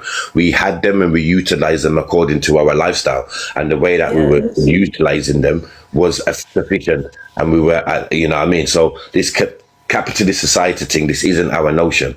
And this is why we need to return home whilst removing capitalist mentality and the ideology of colonialism out of our motherland. That's right. And if we are in capitalism, it is literally about the redistributing the wealth correctly, like Mansa Musa. You know, like literally anyone who was doing that, this is what we need to do, is we need to make sure that we're putting our people first. It is so important for our culture, our energy, just us. It's so freaking important. It's so important. It is so important. And that's why I keep saying to black and brown brothers and sisters, stop falling for the madness, stop falling for the stupidity, stop doing it. AJ, you know, I have a word with you. Leanne, I even say to you guys, like, stop getting sucked into all the nonsense that has no benefit to us at all. Like, it really, these people harvest our energy, they take our energy. Jamal, I think you were saying this earlier, weren't you, as well? The first thing we were talking about was literally about the harvesting of our energy, and they need us to be black fatigued. They really need us to be black fatigued in order to take advantage of us and to see all the ways that we have weaknesses so they can exploit it. You know, we need to stop showing this kind of chinks in our armor. And yes, we can have vulnerability, and yes, we can be strong. These guys see me be vulnerable all the time. I'm like crying on here a lot. But we also have to have, Yeah, do that, but then also stand up for yourself and know that they can't fuck with us. Like, they literally can't fuck with. They keep trying. And I tell you something I've learnt this week that has really made me chuckle so much.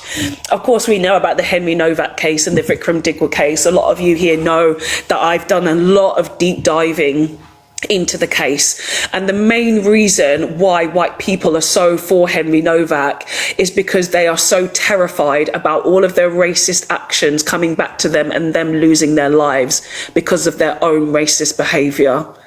That is what they're terrified of. I have another theory of that as well, and it actually ties back to your dominatrix thing as well. I also think they have this weird little fetish of being oppressed and being the victim as well. Yeah, even though they do. Yeah, it's a fear of, because when you ask them and when you break it down, when you do this whole replacement theory and the issues of which it will present, it all comes down to a fear of control. It comes down to, if you guys do a percentage of what we did to you just in thought, we're fucked. Yes. And that's what it comes down to. And that's why white supremacy will always reign, because white supremacy is about preserving. It's about a prevention of, that's what white supremacy is about. You know, I say to people, go and watch the movie Gone with the Wind. Go watch the movie A Birth of a Nation. The one Gone with the Wind, basically, there was a moan that we are not going to be in control. We are not going to be able to rule. We can't do. And this is the notion of the replacement theory. The replacement theory, it's not, you see, the thing is this, the replacement theory isn't about extinction. Let's not get carried away. That's not their fear. They're not saying that they're going to be extinct. Their fear is that they're not going to be the mass percentage anywhere being able to have a dominant force everywhere. It's not an extinction that they're worried about. It's about control.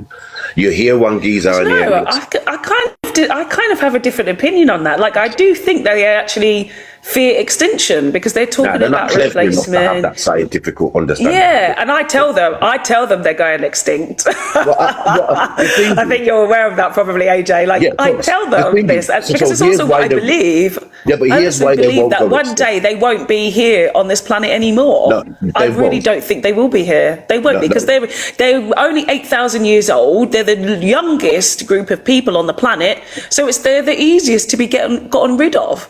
And like I said, they're doing it to themselves. It's not because black and brown people are doing it to them. They're doing it to themselves. And again, as we know, it's a spiritual warfare. No, but here's why it it's won't down to the fact that capitalism, they can't afford it. They're not reproducing. Yeah, but so it's a natural extinction. It's not. The thing is this, that theoretically, yes, but why it won't happen is there's not enough, and even though this is their fear, there isn't enough non-whites having babies with whites. Yeah. In order, so yes, the population growth of whites is on a decline and has been on a decline since maybe the late 90s. We can see that, and that's right around the world. Although we can see a decline in the population growth in other races too. But yes, we can see a dramatic decline in This white shit is race. penis envy, bro. It's penis envy. However, It really is.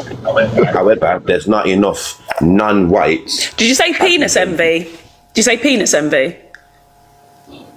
Is that what you For said? sure. Christopher? Penis envy. For sure. Yeah, it is. It is. Yeah. There is all I that. think it's element, fair but to say that the envy is I think actually it does come down to multifaceted. there's not enough whites, non-white, having babies with whites in order to extinct the white race in its entirety. I just want to say, Christopher, did you want to finish off what you were saying, and then I'll go, because I know you was saying something, and then I can. I mean, y'all get it. So, you know, I mean, it's penis envy. Like, this is why we go through the shit we go through. Like, Yeah, because what did they do? As soon as they found or came across black men, they were like, we need to take that shit. We need to take off. And if you look at the largest sizes, the Congolese brothers, the Black Brothers, it's like the biggest. These are my clients, man. This is my clients. We can talk about penis size all day, all day, all day, all day. And it is everything to do with black men. And this is the thing that makes me sad about being on this app, is that too many black men don't realize how beautiful they are, how amazing they are, how loved they are, you know, and then you guys always fall down the wrong traps. You fall down the wrong traps, because we are literally, me as a black woman, like I said, it's been all black men up here on the panel today, and I'm so glad that you're all here. No worries, AJ. Is that when I see you guys, it's like we're crying out for our black men, our black brothers, to be the kings that we know you can be. Like, we are crying out for it. Honestly, we are desperate for it. The world needs to see it. We need to see it. But the problem is that too many black men, unfortunately, like the ego just takes over. Ain't no fun when the rabbit got the gun. And you're so will. Say it again. Ain't no fun when the rabbit got the gun. Mm-hmm. Ain't no fun to what now? Ain't no fun when the rabbit got the gun. Oh, okay. Yeah. That's from a song, isn't it? Ain't no fun. Oh no, that's a different song. Different song in my head. But yeah, it's we really, really, really need our black brothers to have more spaces like this where you're talking and you're not worried about being wrong and you're okay with being corrected. Like, it's very frustrating when I see TikTok lives where it's all about your voice and not actually about letting the conversation flow as well. It's like being able to learn really means that you're evolving as a human being. I think that's something that's really important to note. What I kind of notice on TikTok, and say, unfortunately, I don't find myself in a lot of, actually generally black spaces, I have to say. I don't find myself in a lot of them. There's some of them, like, I'm glad now that at least we always find each other. We're always somewhere. And you know, when you go to someone else's live, it's like, oh, I can see all black people here. It's all nice. I know this person. I don't know this person. Know this person. But there needs to be more unity, more togetherness, and less just derogatory shit between the men and women on here. Like, really and truly, no more getting dragged into irrelevant nonsense. It just doesn't benefit us whatsoever. Diego, you've got some things you want to add? Oh, sorry. It is, but you know, it's people understanding their own boundaries and understanding what is actually good for you. If you don't feel good when you're going into a space, why are you there? Like, why are you there? If you're feeling yourself angry and frustrated, why are you there? Don't stay there. Our energy as black people is supposed to be happiness and love and joy. It's supposed to be all those things. Like, if I go to a space and I'm there for maybe 5 minutes and I don't like it, I'm gone. You will never find me in these stupid, racist, white ring spaces. Like I said with that coconut earlier, no worries, Diego. Like I said, like, I went to that Darren space, whatever his name is, and I was literally on the panel for maybe 3 minutes. So I said, this is not me. I said, drop me. I'm going now. Bye. Just don't fight in fights that actually don't require you to fight. If you feel like you're fighting, then you should be intuitive and actually understand, you know what, this is not my space, it's not my place, it's not where I should be. Yeah. And we should be building our own spaces, even if definitely for us, and we should not be forced to just invite everyone to the cookout. Especially when no one's going to invite them, you know, us in return. Yeah, exactly. And when we do get invited, it's because we can be used. Yeah, it's because we can be used, not because we're actually really welcome. It's like they use us for something that we can something that we can provide. 3D. I wasn't actually talking about that Darren, but yes.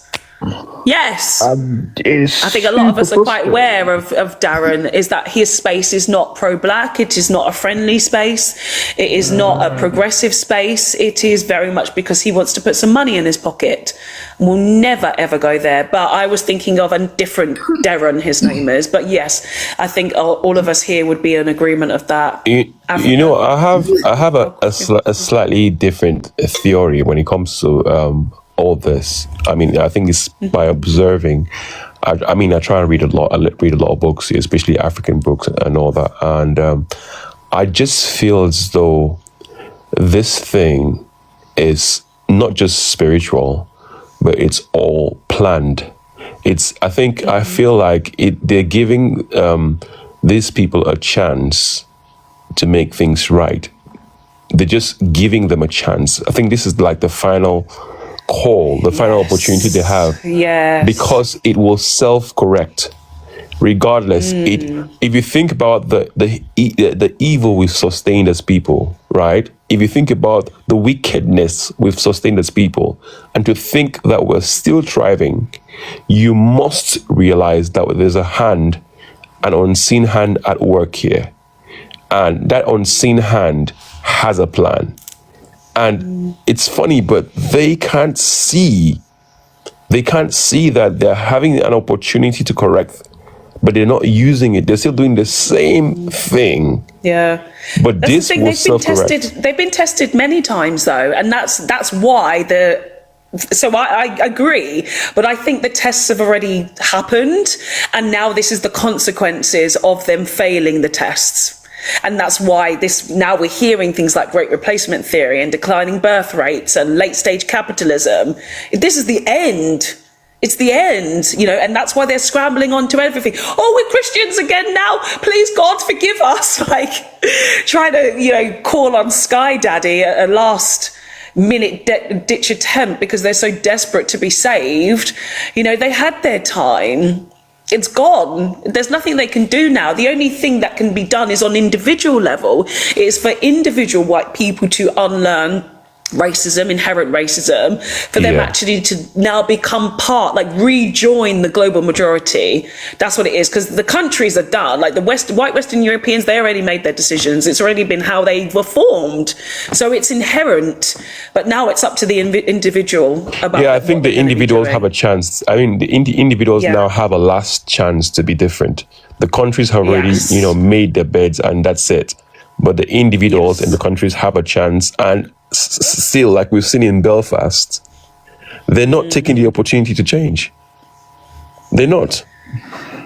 Yeah. Because, I mean, like I've said, we are the motherboard. We're here forever, right? Yes. We are. Yes. I really believe that we are God's children. I think we are. Same.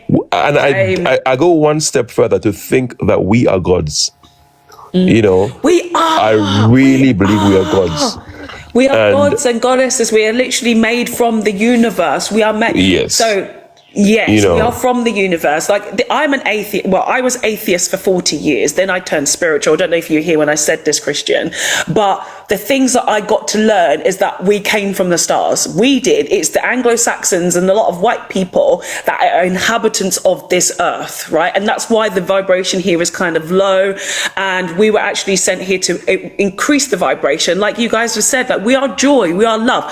Even look, I'm actually wearing a necklace today that says love, and it's backwards. You can't see it, but actually this is love backwards, which is coincidental that I'm wearing this today. But that's what we actually are. We are these things inherently. And when we came to this earth, it was like, okay, we'll make the best of the land, which we did. We were living off the land. And Africa, of course, as we know, was the most abundant place on earth, full of everything. But then we decided, or whatever happened, our genetics got mutated, and the rest is history. The Caucasus Mountains was calling, and then they started to crawl all the way around the world and just start causing the nonsense. And now we have to undo all of this stupidity now. I agree. I think my own view is I feel as though we are. I know there is God, right? But I feel as though when God created man, he created a black man, right? And he became, because he created man in his image, so we can say we are gods on earth, right? The jealousy that existed in heaven, right? Because imagine, this is the thing, right? You as a creator, you've been there for God knows infinity years, with all sorts of things you've created, right? And then you decide after quadrillion years to create something in your image, right? Now you can see the jealousy of the other beings to think this guy we've been here forever, and he's now creating something in his image. So I see the hatred. I understand why the hatred is deep. Right? Because when you read it and you hear we were created in his image, it's like having 100 kids and then suddenly deciding that the last kid is going to be my heir. Right? You're like, the other kids will be like, God, we've been here forever, and why this? Why him? That's the hatred. Yeah, I can agree. I can agree. Africa, you've unmuted a few times. You want to chime in, Africa? No, I was just gonna add. I think you guys have made interesting points. The whole point of that, especially the situation that we're in. I think in terms of cultivating our own spaces, I think a lot of the time you have to create the change that we want to see. In terms of creating our own space, I see that obviously you've created your own kind of space. I've created my own kind of space, and I think it just kind of reminds me. I don't know if any of you know the meme of like of Thanos when he grabs the gauntlet because his minions have messed up, and he says, "Fine, I'll do it myself," and he grabs the gauntlet. This is like at some point you have to be like, "Fine, I'll do it myself. I can't hope on the better will of other people. I can't hope that things are just going to be right. I have to put my energy into the universe to try and correct the status quo." And I also think I'm not. Go ahead. Sorry, you just because you reminded me of something you said on my panel once that was making me laugh so much. Do you remember? Sorry to interrupt. It's just making me laugh so much. Do you remember there was a guy who came up, right, and he said that he punched somebody, and because they touched the girlfriend's butt outside a hotel. Do you remember this, Africa? And you were like, and we interrogated it and. And you're like, have you got the Thanos time stone where you can see that it could happen so fast because you managed to punch it?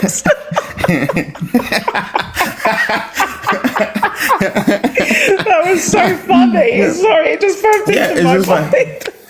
Do you know what the guy came up like some valiant story, and the more we peeled back, he's just a thug that beat up some helpless. He's just a thug who beat up some helpless refugee. Crazy man. Crazy. Let me just explain to everybody here why I started randomly laughing. Okay, so I had somebody come up on my panel once. Of course, they were white. The story will tell you that they're white, right? It was this young guy. He was like, I was walking home. He said, I was walking home with my girlfriend and somebody grabbed her butt, and so I punched him or something like that. I can't remember how he said it, but it was like, hold on a minute. How did you, he said that he didn't even touch her. He was about to. He said he was about to. He said, but your reaction time was that quick that they didn't even make connection with the butt. You managed to punch him in that same time. And Africa said, what have you got, like the Thanos time stone that slowed down time, that your reaction speed was that fast that you managed to clock him before that even happened. But he was basically a bully. He was a thug. He was outside a migrant hotel. He was down there wanting to cause some trouble, and he just found one and made the excuse that a migrant had touched the butt or tried to touch the butt. He just wanted to beat up a brown guy. That's what it was. But we were interrogating him, and it was just so funny when Africa said that. So sorry to say that, but it's just so funny. No, it's just fun. It's just funny how a lot of these narratives, they just fall. The moment you start asking logical questions, they fall apart, and the truth is obviously revealed. Yes. I think, I'm not a spiritual person, but there seems like there's almost something spiritual at work with how the world is going, because for me it's just like people like all these atrocities have been committed, and what you see is that like the thing that Europe needs, they are rejecting because they have a birthing crisis. They have a birthing crisis, and they are not having enough children to meet the replacement rate. So the replacement rate to sustain any society is you need to be having at least 2.2 children per couple. In a lot of Europe, it's crashed like to 1.5, 1.3. In places like in Russia, it's like almost 1.2. Like it has crashed across Europe. Europe is facing population collapse because like without young people being born, who's doing the jobs? who's filling the vacancies, who's paying for old people's pensions, who is doing all the social care, who is doing the actual manual labor to push society forward and to facilitate civilization. Those children are not being born. And Europe could do with hundreds of thousands of young working age people coming into their society, but they're so racist. They are rejecting the remedy for their capitalism. Because capitalism has made it unaffordable to have children. It's so beautiful. It's like a movie. Like capitalism, your racist capitalism has made it unaffordable for you to have kids, and you have crashed below the replacement rate. And now what you need is hundreds of thousands of young people to come up and prop your society up. But you refuse to take those hundreds of thousands of new young people to prop up your society and to continue your society forward because they're black and brown or Muslim. And and now you're facing societal collapse. It's almost like a movie. It's like the very thing that they need.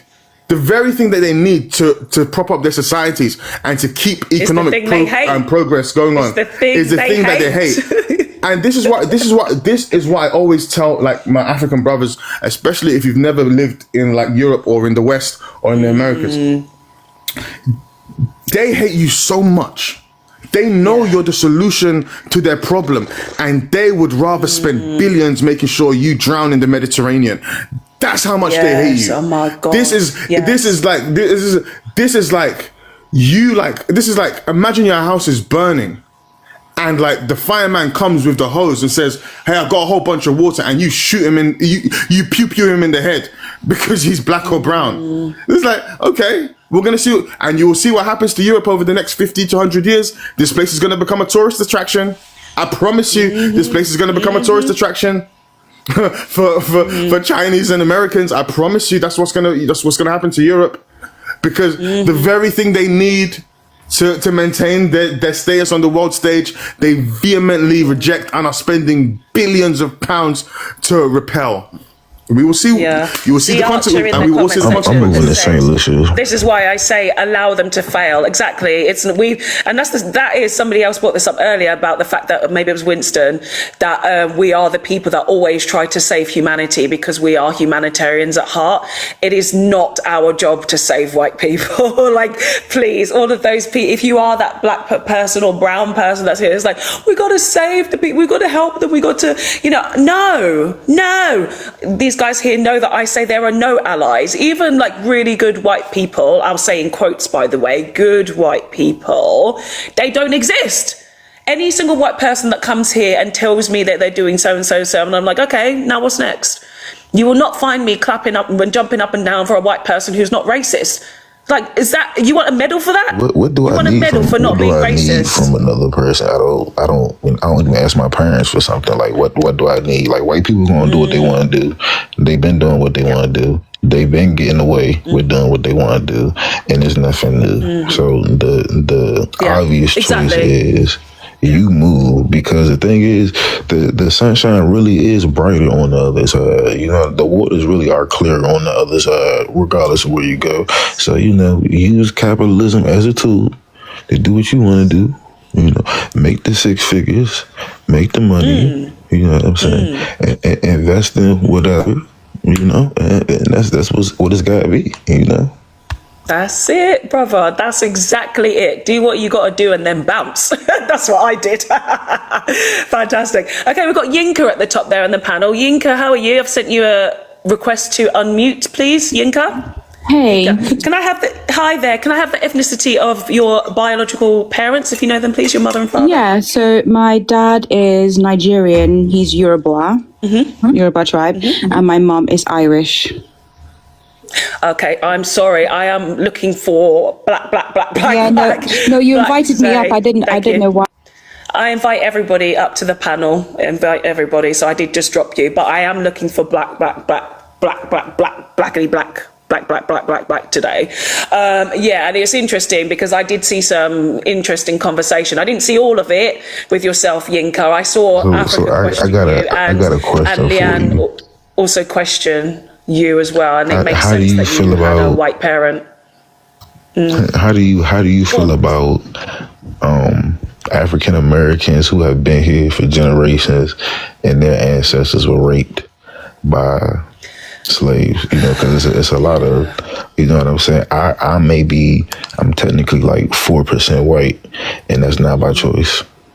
You know what I'm saying? Yeah, I think Like, all of us have got that's some due to- kind of, I think all of us have got some kind of European. I mean, I think I've got about 4 or 5% as well, Northern European, because my mum's from Grenada.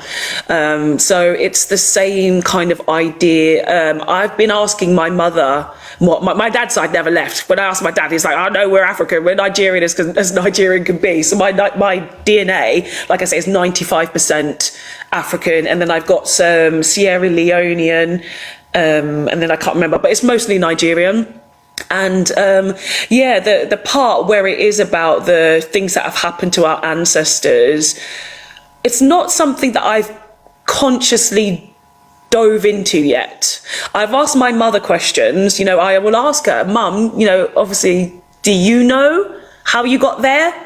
Because I think a lot of Caribbeans just think that they're Caribbean, right? And because I said to my mum, you know, Caribbean. She says, oh yeah, Arawak. Like, but my ancestry doesn't tell me that I've got any bloodline there, you know. And my mother probably won't do her DNA. I don't think she will do. And I did mine back in 2016 or something, right? So I don't think that she knows. And when they've done their family tree in the Caribbean, I don't think they've gone that far back.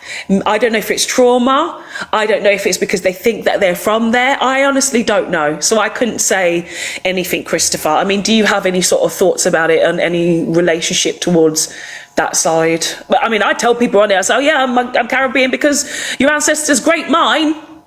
And that's how I bring up the conversation, or how I say it. It's nothing I really speak on, because I mean, like,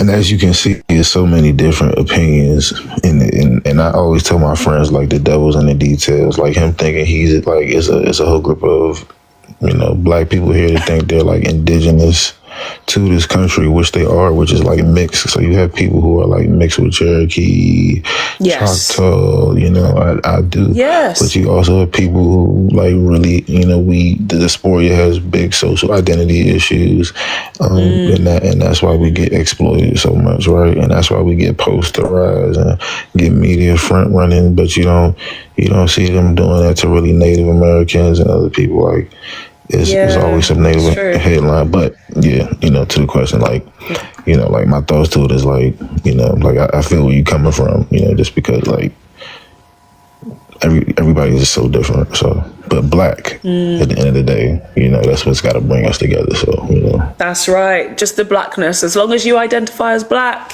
and you like, as I say, blackity black. That's literally what unifies us. It's not the thing that's supposed to divide us. It's supposed to unify us. Right. And on that note, I'm going to end it for today, guys. Thank you so much. Gentlemen, honestly, I am so impressed with all the lovely guys who are up on the panel today. Look at this. We're going to give you guys like super, where is it? Super claps, honestly. Thank you. Gentlemen, you were so good. I loved it. Today was an absolutely triumphant live. Honestly, it was absolutely brilliant. You guys were amazing. Thank you so much for being part of this conversation.